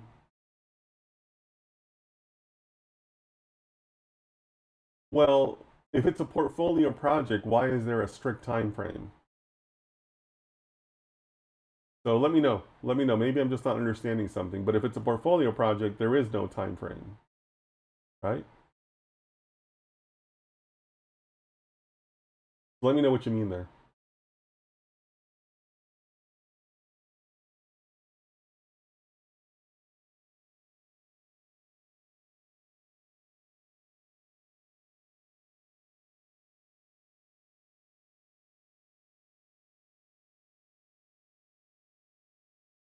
Sorry, folks. I had to stop my audio there for a bit. I'm having some sinus issues. Okay.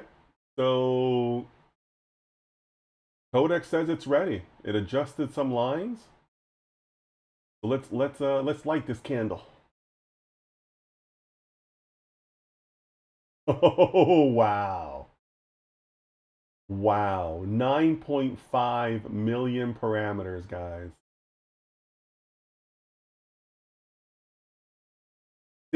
60,000 steps. So now we have a warning. Not enough SMs to use max auto gem mode. Okay. But that's just a warning, not an error. But it's also running very slowly. So I'm going to go ahead and stop that, guys. That's running too slowly for 60,000. That's going to take a couple hours. So let me take that back.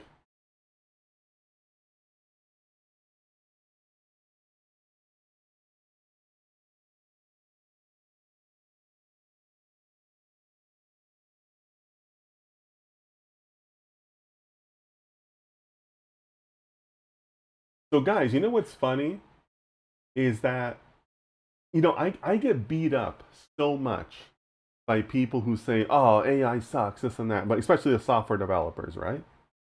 And this situation is reminding me of something. What would you have done with this? You would have taken this to Stack Overflow. You would have put it into Stack Overflow. You would have looked at the question about it, and then you would have implemented the first answer. Like that's how we did coding prior to AI, right?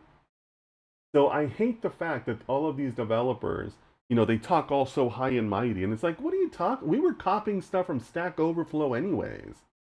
Like that's how you did code. right? So like people are acting like you know AI is like a bad thing, or like that's not how we should be doing. It's like we were doing it with Stack Overflow before, guys. Like, come on. All right. So it's saying that the training is too slow. The cause is the model training scale. And you know what? That makes sense, guys, right? We should start to hit some sort of upper limit, right? At the end of the day, I'm still on just a desktop Mac. It's a Mac Studio or Mac Pro, whatever. Like, it's not a Mac Mini. I upgraded. But we are going to start hitting some sort of stuff, right? Okay, see here, you can see it's actually going to CPU, right? And we don't want to do that, right? We'll be here all. I mean, 60,000 going like this. I mean, you could count that out, right? That's going to take us forever. So let's do this.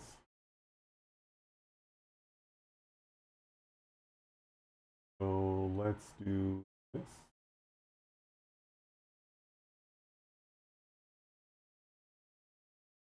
And I'm also want to make it clear that I want to stay on GPU, right?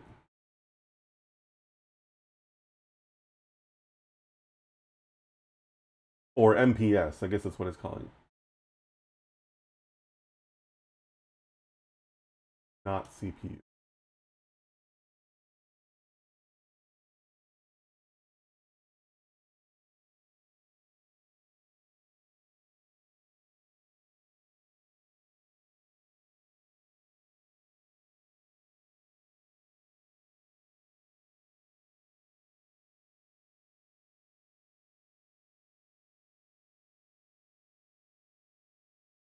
Osama says, thank you for the clarification. Krishna says, what to do this PR? Sorry, Krishna, I don't know what that is. What is your configuration to build this project? What specifications need? And drink lukewarm ginger water first time. Oh, thank you for that. I appreciate that. There is no specification, Krishna. This is just an experiment. This is just us learning, right? I mean, yes, I talked to you guys about how it is in the real world and all that, but this is all just us being in the lab, right? This is us just building our skills, sharpening the sword. For me, this is what I do on a day-to-day basis because I love this stuff. But yeah, I mean, like I said, earlier this week, I was fooling around with Codex Spark, um, kind of testing the capabilities. Here, we're learning about GPTs and the software components that are involved in them, right? So there's no roadmap or deadline or like goal here. It's just doing the work, my friend. You just got to sharpen the sword sometimes. Okay, so we need a new pip install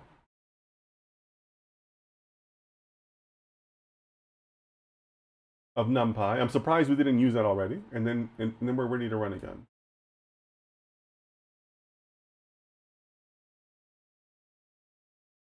Okay.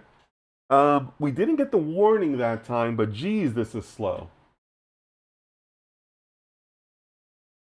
Okay, guys, this is even slower than before. Okay, guys. I'm encouraged by these loss values. The loss is headed in the right direction, but we're going to be here forever, right? I mean, if you can keep up with counting the numbers, it's going to take hours, right? 95, 96, 97, 98, 99, 100. Yeah, that's going to take hours, right? We need to see the numbers zipping along a little faster there. All right, guys, let's go back to our GPT, or our codex, rather.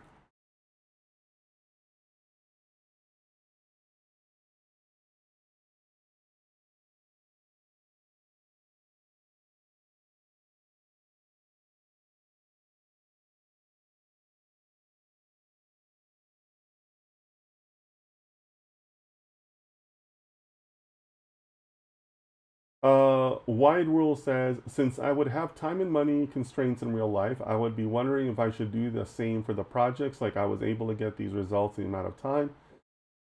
Excuse me, maybe I'm overthinking. Uh, so Wide Rule, the point of a portfolio project like that isn't always the time and resources. It's more about being able to walk through it. Because that's what you're using it for, right? Because if I'm interviewing you, if I'm a hiring manager and you come in with a portfolio, I'm going to ask you, like, okay, cool, walk me through it. Why did you choose this? And why didn't you choose that? What problems did you run into, right? So your skill is in being able to talk through those. And if you didn't get like amazing results, that's okay if you're able to walk me through the entire project.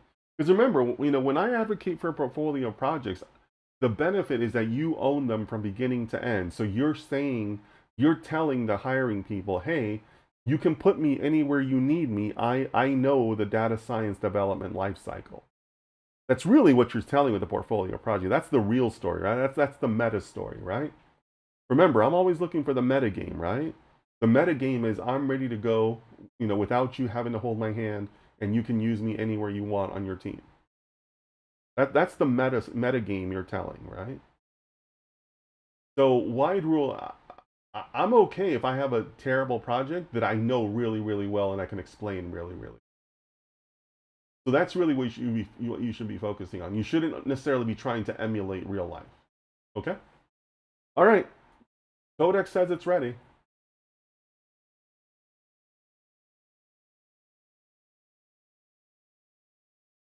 Okay.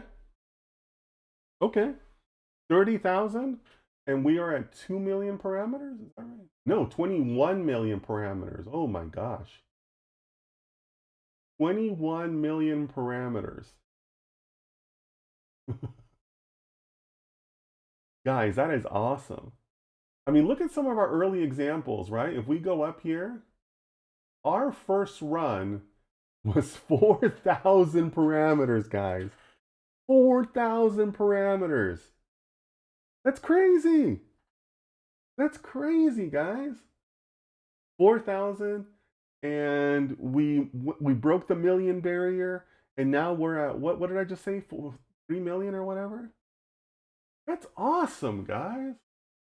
That is awesome. I think that's just beautiful. It's beautiful that we did that, guys. And we started with only 1,000 steps, and here was our first loss, right? 2.6. That's awesome, guys. We done growed up, guys. Okay, look, and wow. So we were what was our best? We were at 4284, right? 4284 was our loss. And we're already like in that range. I mean, I'm seeing some 4 1s. And we haven't even done 1,000 steps yet. That's awesome, guys. Oh, it's 21 million, not 3 million. I'm proud of us, guys. That is awesome. Yeah, chat. We're doing great, man.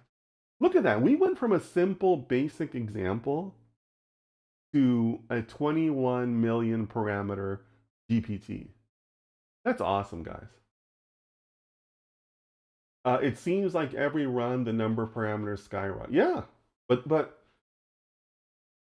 but like I mean, like you say that like it's a bad thing, like like you're supposed. Well, I shouldn't say you're supposed to, but having more parameters usually indicates a better model, right?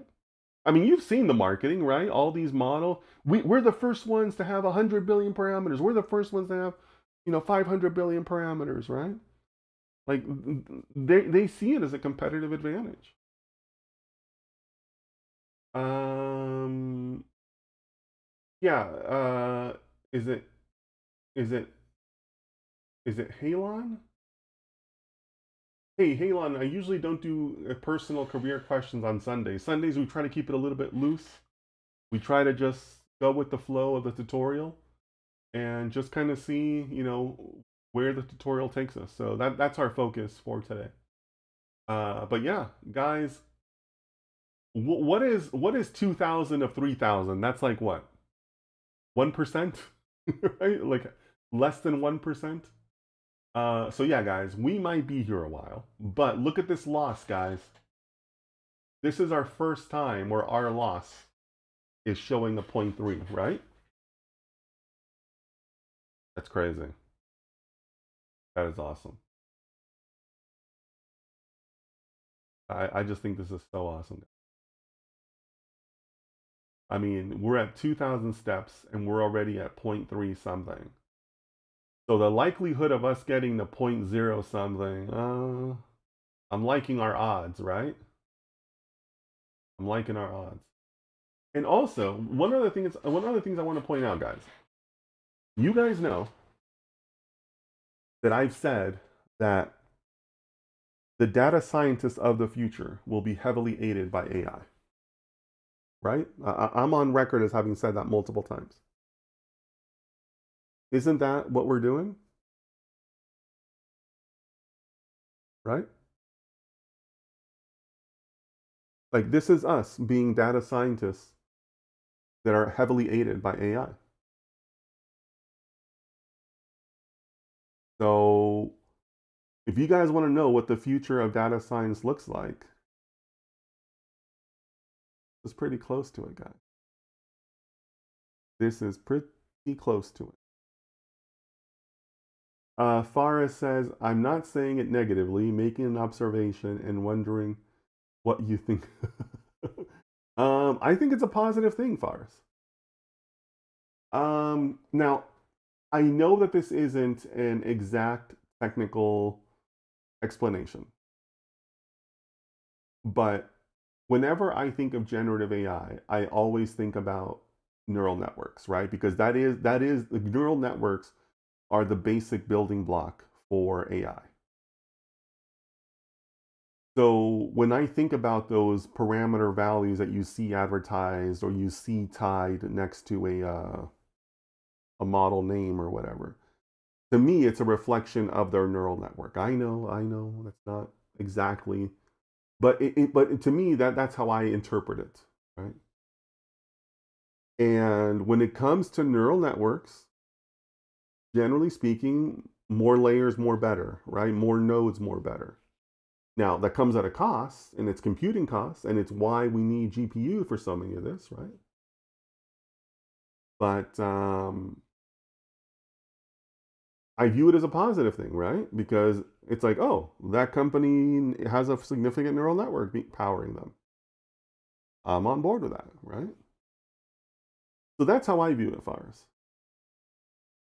Where, you know, more parameters, more better. 9992 says, yes, a lot of AI will be used in data science as Word. Yeah, absolutely. Absolutely. And that's what we're doing right now, right? We've gone back and forth. We've done our iterations. We've done our changes and our observations. And yeah, I mean, this is going in a very positive direction here. So so guys, I'm a little stuck here because this is still going to take a while. This is probably still going to take at least another half hour or so. I mean, just judging on what it's done so far. So I'm happy to hold the chat if you guys are still asking questions and all that. But otherwise, this might be a scenario where I close down the stream and then I let it run and I'll post the results later to my Instagram. And that way you guys in the chat and all that can still see the results because I know everybody wants to see the results. But yeah, I mean, we're only at 5,000 of 30,000. So it's going to take 6 times whatever this has been. So it's been at least 3-4 minutes. So yeah, this is going to take a while, guys. But I want to see this through. Farah says, I can't imagine myself working on such a task without the help of AI. Actually, I think this change and shift into the future rewards those who think critically about these things. Great news for us. Yeah, absolutely, Faris. Absolutely. Um, again, if you go back to the Matt Schumer and the Andrew Yang articles, they talk about that. They talk about how, hey, look, if you're enabled with AI today, you're ahead. You're ahead of like 98% of the people out there, right? So keep going. You're winning, right? Like you have a competitive advantage right now. So yeah, I like what you're thinking is that about that, Faris, because um, this is how we will be working in the future. right? I mean, this is what will be required of you in the future. It's not about what is wrong with this array and can you fix this array? It's how well can you prompt your AI? How creative can you be in your mind with the solutions you want to build? How can you express yourself to the stakeholders to get good information back from them to incorporate into your project, into your prompts, right? That's the skill, right? So all these stupid software developers, oh, I'm going to be a computer science major and learn Java. So, like, you're so far behind, you don't even know what first place looks like, right? So yeah, Cyrus, I like the way you put that, and just keep going. But yeah, the process that we're going through, this is what work looks like for a data scientist. Krishna says, do you think we need innovation computer network infrastructure to decrease AI costs for end users? Um, maybe, maybe. I mean, I know that there is a lot of um, 9992. I see your question over on Instagram. Give me just a minute here. So, Krishna, I know that there's a lot of talk around data centers and people fearing them and things like that. I don't know if if there's an innovation required there. I know that there's a lot of people working on them, right? Like, I have been to 2 NVIDIA keynotes in the past year, and I know that they're working on a lot of interesting stuff. This year at CES, I was very impressed with their new system. What was it called? It was named after a lady. So I know the last name was Rubin.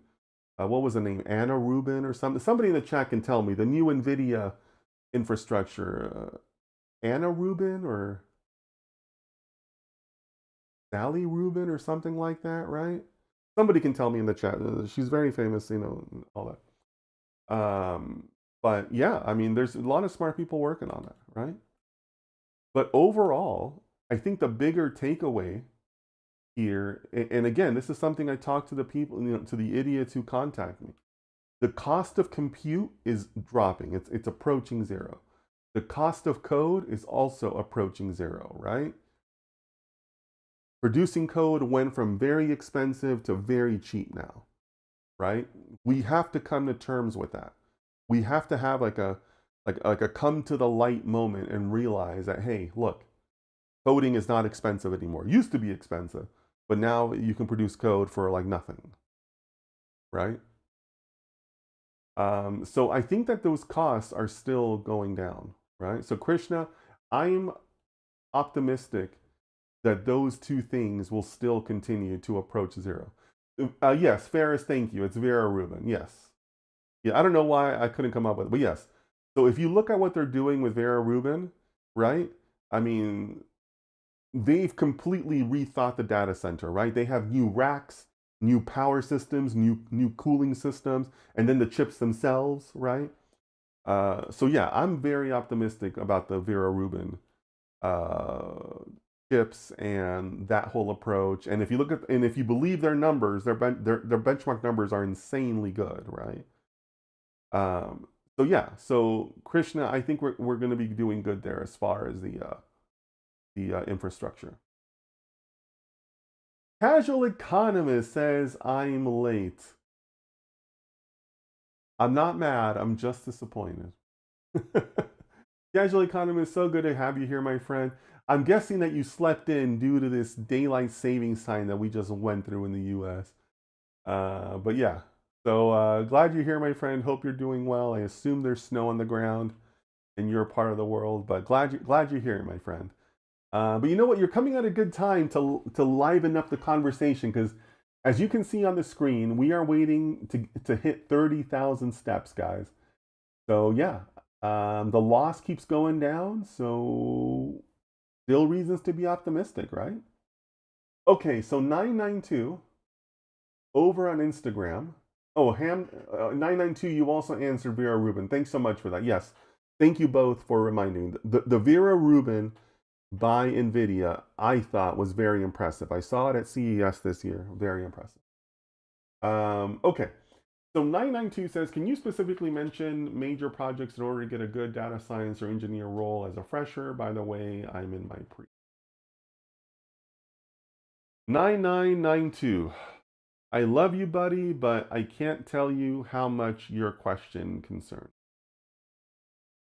If you're approaching your final year,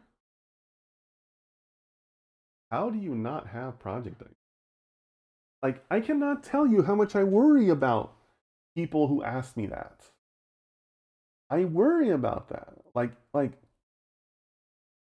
how? How?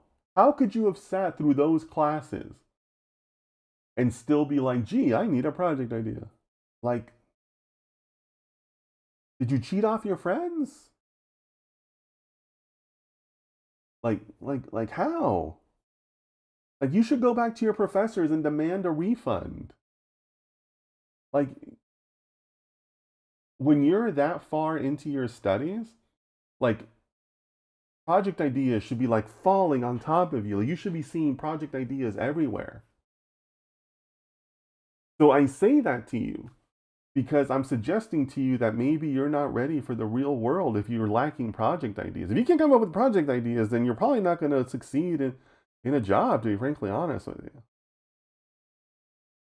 Right? And here's another reason why that's important, guys. You're not always going to walk into a scenario where there's a data science team. You might be a solo practitioner. That's a thing, guys. I coach a lot of solo practitioners. The reason they come to me is because they don't have somebody guiding them or because they don't have somebody to double check their work. Do you know how scary it is to deploy a model that you can't like rely on your boss to double check because he's not technical and nobody's double checked your work and now you're deploying a model? Do you know how scary that is? But that's not your problem because your problem is that you don't have an idea to begin with anyways. And they're going to be looking to you to be the ideas person, right? So yeah, 9992, I would, if I was in your position, I would take a step back and say, how did I end up here? Like, who do I need to talk to or who do I need a refund from? Because I shouldn't be a senior or, approaching the end of my studies and not have project ideas. Like, I'm worried for you. Like, the people who approach me with that, I'm so worried, right? Because it means either they cheated or data science is broken, right? The data science education system is broken, right? So you worry me, friend. You worry me. You're killing me, Smalls. Casual Economist says, yeah, daylight savings got me. Casual Economist, you attend so much. I'm surprised that you don't have like 10 alarm systems to tell. Because I know you've told me before the notifications also got. In my mind's eye, you should have like a wall of alarm clocks. And some should be mechanical, some should be battery, and some should be plugged into the wall. Because you want to have backups, right? Because power surges or whatever. You should have like multiple backups to when the stream starts. Like how did all of those alarm systems fail? Come on, casual economist. This is not your first rodeo. I expect better from you. Forrest says lots of people shifting from ChatGPT to Claude. Have you personally tried Claude Code? How does it compare to Codex in your? Forrest, that's a really good question. And like I told you guys, I took a lot away from that Matt Schumer article where he talked about, hey, are you on the paid version? And my response to working on Anthropic and Claude has always been, well, I hit the limits too quickly, so as soon as I hit the limit, I leave and it's no use to me. But that's me working on the free version. I have to admit that I've never had a paid subscription on any Anthropic products. So that's on me. So I've been looking to fix that. I need some more free time. but yes, you're right. I should be doing more comparisons to Claude Code because yes, there's a very strong reviews coming out of it. One of my good friends, they are a very big proponent of Claude. Every time we talk, he's like, "You got to do Claude Code. Claude Code's amazing. You got to get on Claude Code." And he's also a really strong developer, so I trust his view. So yeah, thank you for that reminder, and I definitely need to kind of get my act together on that because right now my view is limited to Codex. I love Codex. I think I love OpenAI. I've had a subscription basically as soon as they started offering them. But yeah, I I cannot be honest and say that I am talking from a position of knowledge on Claude Code because I don't have a paid subscription. And like I said, that's what I'm telling to all these idiots, software developers who are contacting me. Have you used it on a paid version? Because I do think it makes a difference. So I'm gonna follow my own advice, drink my own medicine, and tell you that I have not tried the paid version, and I should. I should. Because yeah, a lot of people are definitely raving about Claude Code, right? There's a lot of pro Claude Code people out there. Farah says, I do respect their domestic surveillance concerns, but I don't know if you saw this Pentagon. Man, but I know what you're talking about. Um, Here's the thing, guys. I don't trust any tech company, right? So, yes, on the surface, it does look like Anthropic is trying to be different, but it's all just PR, right? That that that is not any sort of ethical decision on their part. It's just a PR decision, right? So yes, I do. I know what you're talking about. I respect that. You know, they're showing a little bit of spine, but it's just PR, right? It just means that they'll find a different way to screw you over. Because at the same time, there was a TikTok. I wish I could find it again, but somebody had posted a TikTok where there's people out there that do file diffs on the terms of service from these companies.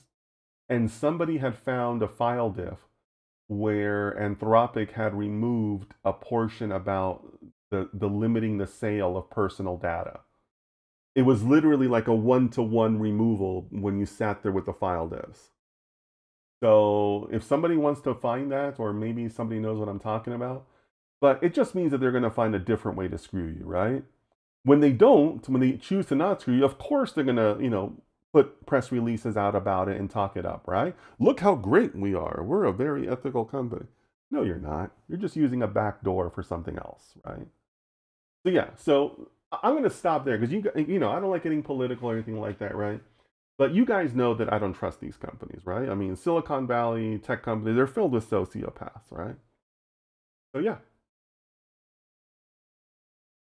And guys, I say that also because I think about these things, right? Because the reality is, I shouldn't just be picking on tech companies.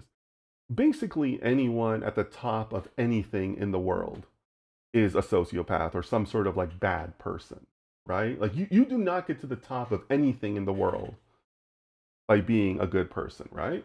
I mean, how do you win an Olympic gold medal? You win an Olympic gold medal by being a hyper competitive ADD, or excuse me, hyper competitive OCD jackass, right? I mean, that's what it takes to win a gold medal. You're self-absorbed. You do the same thing over and over again. You don't deviate from your routine, and you just focus on yourself, right? You're a sociopath who doesn't see the rest of the world. You just see yourself. Like, that's how you win an Olympic gold medal, right? Like, that's what it takes to win. And I'd like to think that I don't possess those qualities. And maybe that's why I've never been like a top CEO or whatnot, because I'm kind of a more normal, well-adjusted person, right? So yeah, anyways, I'll stop there. Krishna says, yes, I agree with you, Faris. Yeah, I mean, Faris, thanks for being here today. You're making some great contributions. So appreciate you, buddy. And apparently Krishna appreciates you too. Krishna says, so do you think it is a marketing strategy to hype their company's value? Yeah, of course, right? Maybe not their company's value, but certainly their company's goodwill, right? Look how great we are. We're doing these great things. No, you're not. You're just, you're just, what's that saying? Always give with the right hand and receive with the left. That's all they're doing, right? They're showing you this hand, but they're taking with this hand, right? So, yeah, it's all PR, guys. It's all PR. Farah says, interesting. I honestly also had this instinct that it might only be a PR. Oh, 100%. 100%, right? Yeah, I mean, like I said, I mean, they know that they're doing bad things, right? So when there might be this genuinely good, right? Because the story itself is true, right? They did lose that Pentagon contract. But when they have that one thing that could possibly maybe make them look good, of course they're going to hype that, right? Like they're gonna hype the heck out of that. Ooh, we're at the halfway point, guys. We're at 15,000 of the 30,000 steps. Oh my gosh. But here's the good news too, though. If you look at the loss, our loss is still going down, right? Our loss is still headed in a downward direction. Now, I will concede that it does feel like the rate of the loss has leveled out a little bit, right? Like we're not at a plateau yet, but we are definitely, the rate of descent is not the same, right? But yeah, we are doing well, guys. We are doing well. So we're at the top of the hill now. We just need to go another 15,000. Oh man. For waiting this long, these results better be damn near perfect. All right, what was our best model? What did we get down to? 0.4? Yeah, we got down to 0.43, let's call it. So yeah, we've already beaten that, but as we've seen before, that's no guarantee of pristine results, right?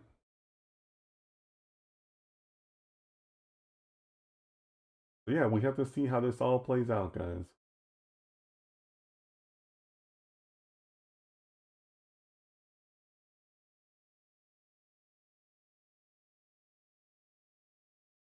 Krishna says, you are a data scientist, right? How do you explain the difference between data engineer and data science? Yeah, sure. So data engineering is much more about pipelines. How do you get the data from wherever it is to some sort of usable state for the rest of your team, the rest of your company, the rest of whomever? That's basically a data engineer, right? How do I get these reports, these emails, these images, whatever, that live on this system, whatever that may be, right? It could be an app, it could be a database, it could be a mobile something. How do I get those into my storage and into a way that my team can use them? That's a data engineer. So the data engineer is who tees up the data for the data science team. Doesn't make them any less valuable. Being a data engineer, I think, is actually a very difficult um, proposition. But at its core, that definition I just gave you is pretty accurate, right? How do I go from A to B, and once it's at B, I get it ready for my team? Do you need to transform it? Do you need to store it? Do you need it to be smaller? Do you need it to be bigger? Do you need it to be real time, or can it be, can it be batch retrieval? Um, those are all data engineering tasks. But remember what I just said, though. You might be a solo practitioner. So if you're just the data guy, then who cares what the differences are between data engineer and data scientist? You're going to be doing it all anyway, right? That's very common. I think people get a little too caught up in that, and they always assume that there's going to be this big team around them, or there's always going to be other resources available or other people available. And it's like, no, it may just be you, dude. Right? So yeah. So yeah, I gave you an answer for the definition, but don't get too caught up in it. You'll just be the data guy. And that's why I always said, I train data professionals, not necessarily just data scientists, because you probably will have to have quite a few different professional abilities to be successful in the modern.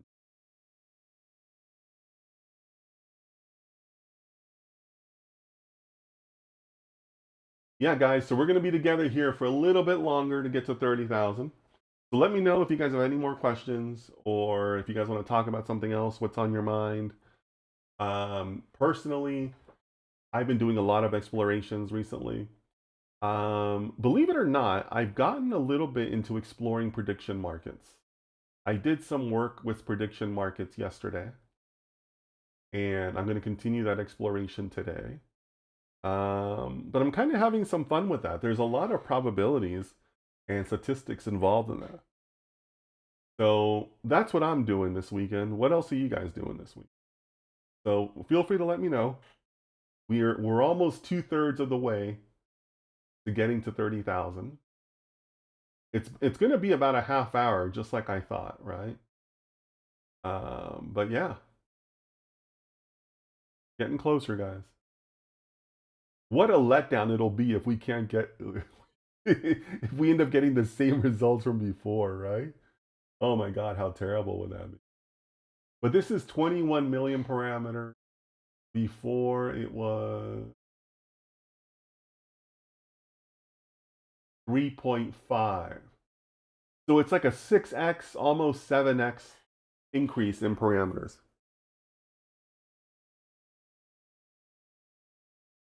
So we'll see what happens here, guys. Really, really excited for this.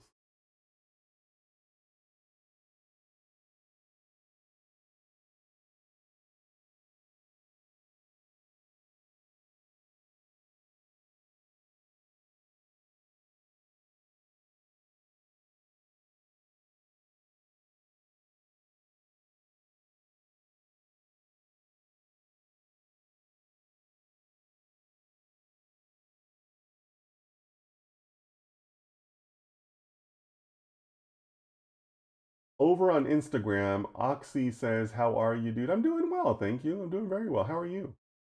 Thanks for asking. Really nice of you to ask. Doing good. I've been dealing with a little bit of a sinus issue this week, but the show must go on, man. You can't cancel over a sinus issue. You gotta keep going. Show must go on. Faris says, "I'm optimistic we will get a good result." I am too, Faris. So yeah, we'll see. We'll see. It's our biggest model yet. It's the most steps we've done because before we only did 20,000 steps. Yeah, 20,000 steps.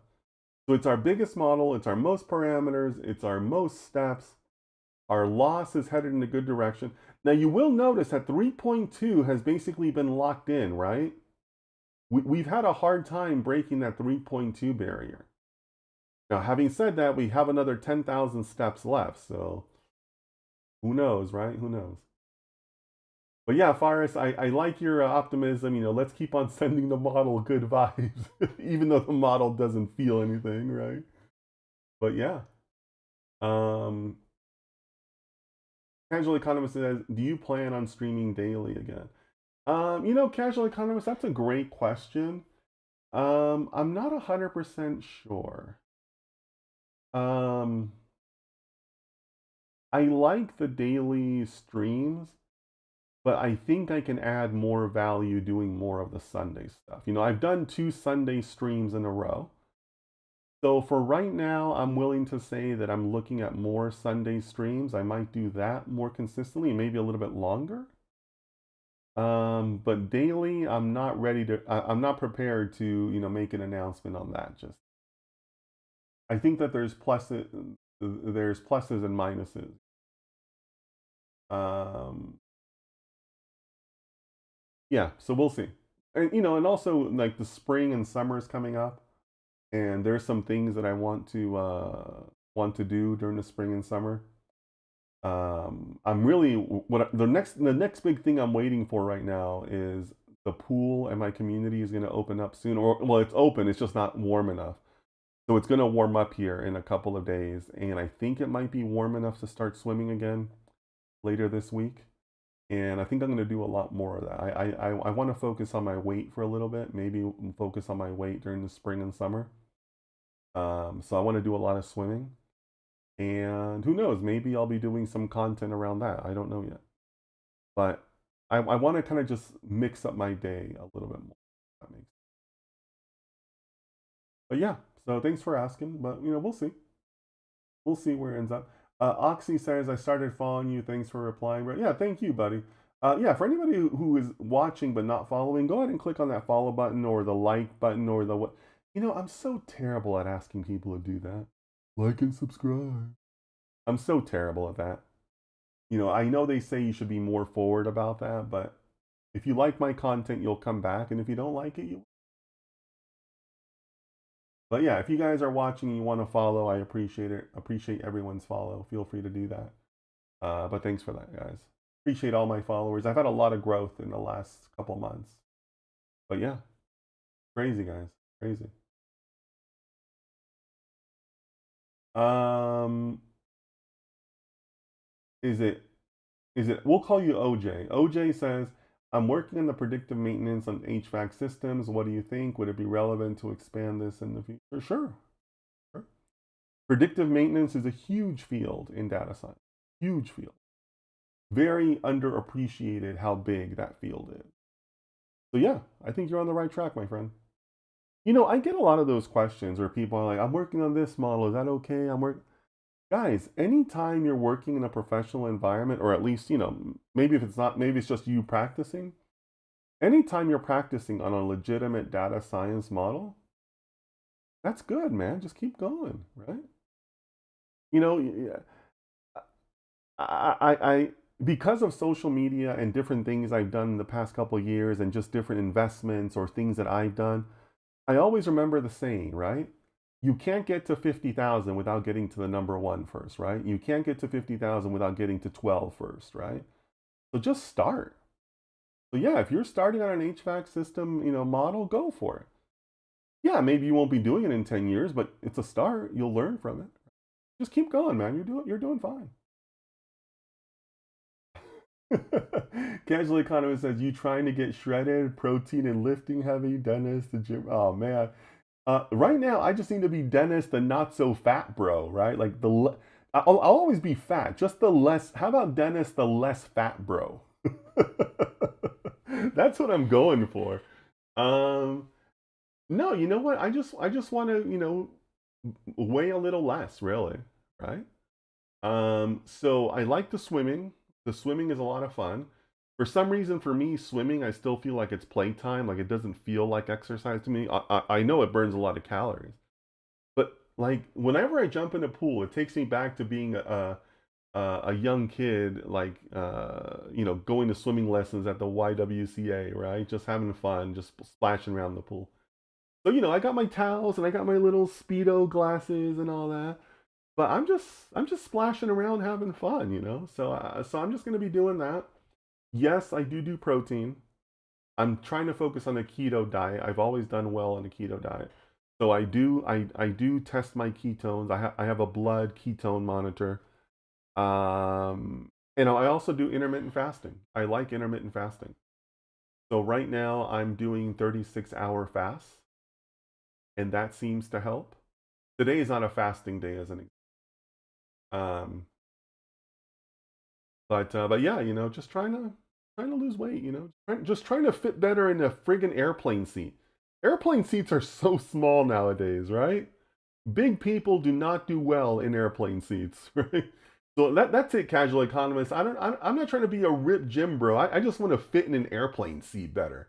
How about that? Let's just leave that as the goal. Farah says, recently I have been diving into the perspective of AI CEOs. Their take on the speed and scale of shifts is honestly fascinating. I'm slightly concerned about job unemployment, for example, and whether these social programs can handle 20% surge at 2027, 20. Yeah, you're absolutely right, Farah. If you watch them, they're saying some pretty out there stuff, right? I just saw one yesterday. They interviewed Vinod Khosla. I don't care to pronounce his name, whatever. He's a VC, which means he's worth less than nothing to me, right? But they said that today's toddlers, today's 5-year-olds will never have to work a day in their lives. Because by the time they reach like, college age, working age, we will have a completely different like worldly societal system. Like college won't be necessary. Working for a paycheck won't be a thing, right? So yeah, so you're right, Faris. It's fascinating to keep up with them because some of them are saying some insane stuff, right? But yeah, I mean, if you want to put your favorite one, anybody in the chat wants to put their favorite one that they've heard. But yes, I mean, it seems like universal basic income is going to become a thing. I don't know what social programs you're talking about, but yeah, there's going to be a surge of people on unemployment. There might be a surge of people on food stamps or, EBT, I think is what it's, or, whatever the food assistance programs are. Maybe, presumably that would have an effect on healthcare, right, in the healthcare programs. But yeah, there is definitely changes coming that are going to require very quick decisions by the government or social net programs or whatever. But yeah, it's definitely something to think about. So I appreciate your concern, Virus, and I think that there's valid reasons to be concerned. OJ says, yeah, thanks. Learned a lot by your channel. Kudos to you trying to get an offer with this project. Okay, cool. Yeah, OJ, I mean, you sound like a smart guy. You're on the right track. But don't do the projects because you're trying to get an offer. Do the projects because you're trying to build your skills, right? And I tell that to everybody. You can see that in some of my other content if you see my videos. I'm not trying to help you find a job. I'm trying to help you become a data professional. I'm trying to help you build your skills. If you do that, then finding a job is like just a natural result of that. A doctor doesn't practice a surgery because they want to get a job at a particular hospital. They practice it because they want to be a better doctor, right? So that's what I would encourage you to think about. Think about building your skills, about becoming a serious data professional. And then you'll be able to, get recruiters' attention and pass the interviews, pass the technical screens. Like you'll be just fine, right? So yeah, so just focus on that, right? What makes me a better data professional?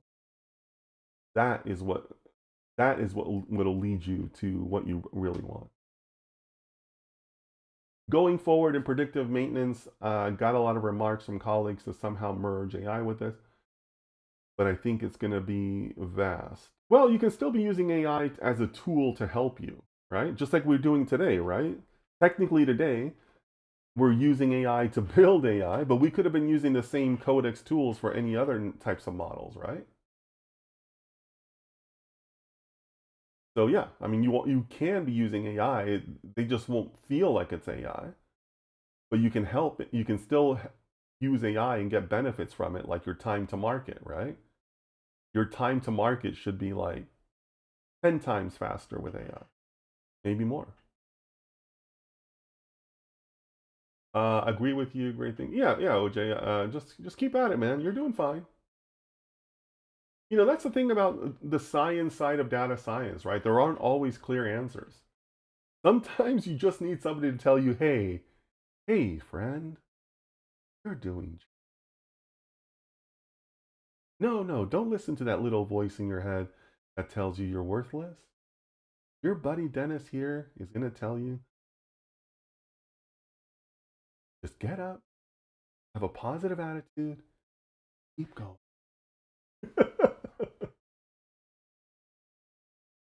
So yeah, I get it, guys. It's not always easy to know you're on the right track, but you got to keep at it.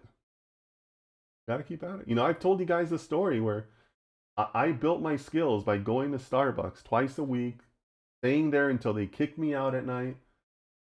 Nobody was there telling me, hey, that looks good. You just got to keep at it. And eventually you're like, yeah, I'm pretty good at this stuff. Right?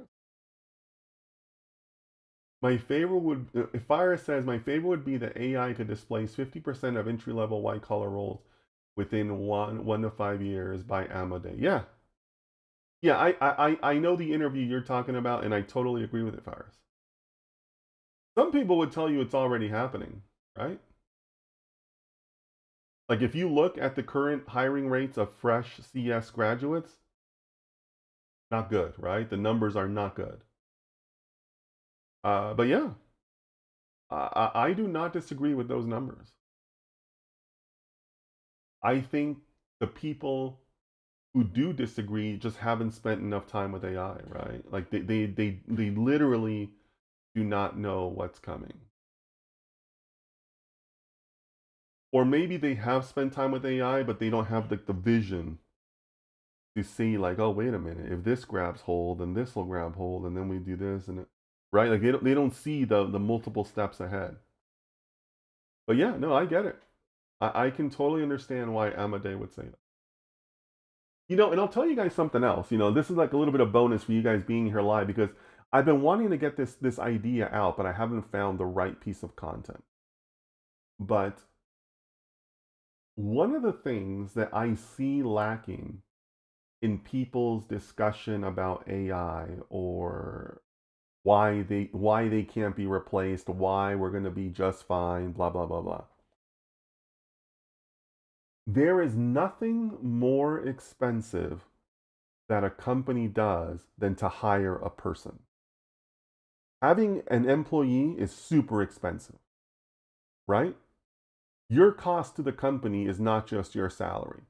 Your cost to the company is like your salary times 1.4, 1.3 maybe. Like you cost the company like 30, 40% more than your salary, right? With benefits and taxes and workman's comp and blah, blah, blah, blah. Like it's expensive to hire somebody. Super expensive to have employees. And that's just like a financial cost. There's also like the fact that you might be a bad person, the fact that you might steal company data, the fact that you might be stupid and you fall for a phishing attack and now you cause the cybersecurity. Like bringing on people is a headache for most companies. So it is so naive for somebody to say, oh no, we're going to need employees. They're not going to have layoffs. AI can't replace me. No, they will replace you. You're expensive to have around, dude. Doesn't matter what your job is, how low or how high is. You're expensive. Like companies will happily cut you, right? So I worry about that where people think that nothing's going to happen, they're going to be fine. No. If companies have an ability to reduce headcount, they will do it. I mean, that's why you see that the stock prices spike upwards after they announce layoffs because it's a huge savings. Like nobody talks about that, right? Like that's like the benefit that nobody like that's the quiet part that no one says out loud, right? The company all of a sudden has a ton of cash now, but they're not paying you. So yeah, I mean, if they can avoid having to add new people, or if they can say, okay, no entry level jobs this year, they'll happily do that. Happily do that. So yeah, Faris, I think Amadeus is not far off the mark. I mean, I think it's going to happen. The only thing you can really debate is the time frame, but I don't think his time frame is too far off. If anything, I would say it's not 5 years. It's close. I would have said 1 to 3 years. I'm looking at your statement here. I think 5 years. Forget about it. 3 years. 3 years max. And if you remember, Faris, I know you're a longtime viewer also, and so is Casual Economist. I've said that about software, right? I said max of 5 years and 2 to 3 would not surprise me. I've said that. You can find plenty of my content. And that's basically what's happening. All right, guys, we're in the 29,000s. All right, guys. So what are the girls saying? The manifestation. Okay, let's manifest this. In about 30 seconds, we're gonna see a list of 20 perfect names, guys. 20 perfect names are about to appear on our screen. Come on, guys, manifest it with me. Rub your temples. Come on, manifest it with the universe with me, right? In about 30 seconds here, we're going to see 20 perfect names.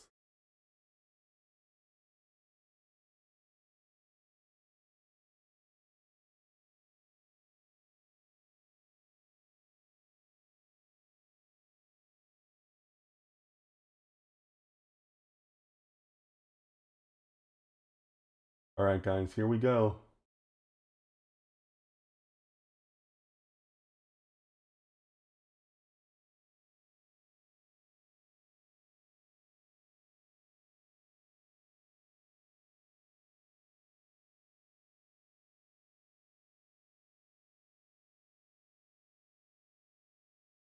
Womp womp. Oh man.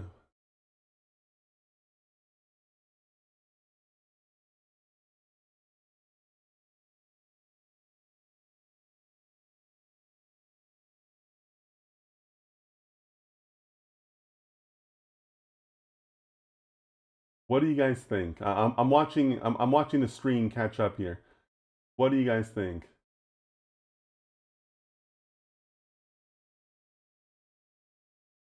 I don't know, guys. Are we better? Are we ready to ship here?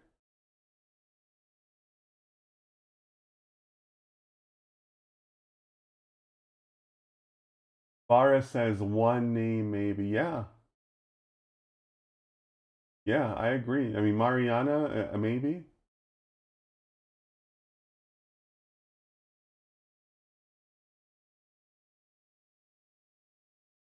Yeah, we waited all that time for that.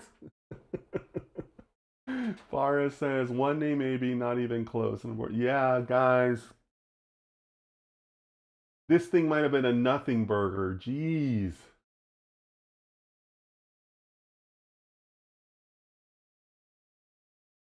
Oh man. Yeah. This stinks, guys.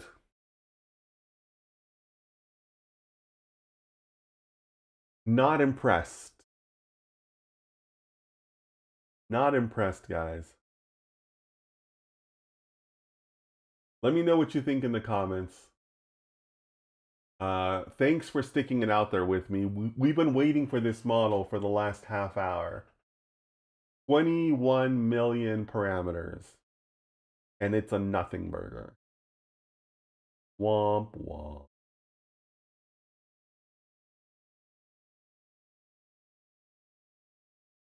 Let me know what you guys think here.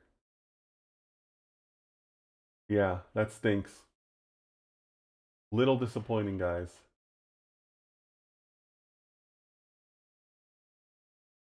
But you know what? This is data science. We're going to go back to the drawing board. We're going to adjust more parameters. We're going to maybe set up a hyperparameter search.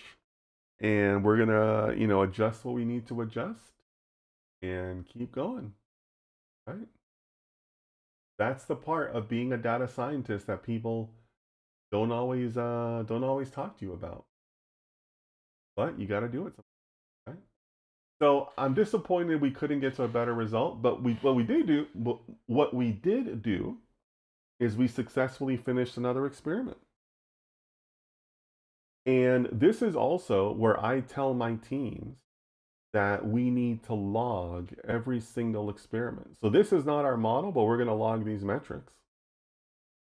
Because when we go out and we do find a model and our stakeholder says, well, how are you sure this worked? Well, because we tried 20 other models that didn't work.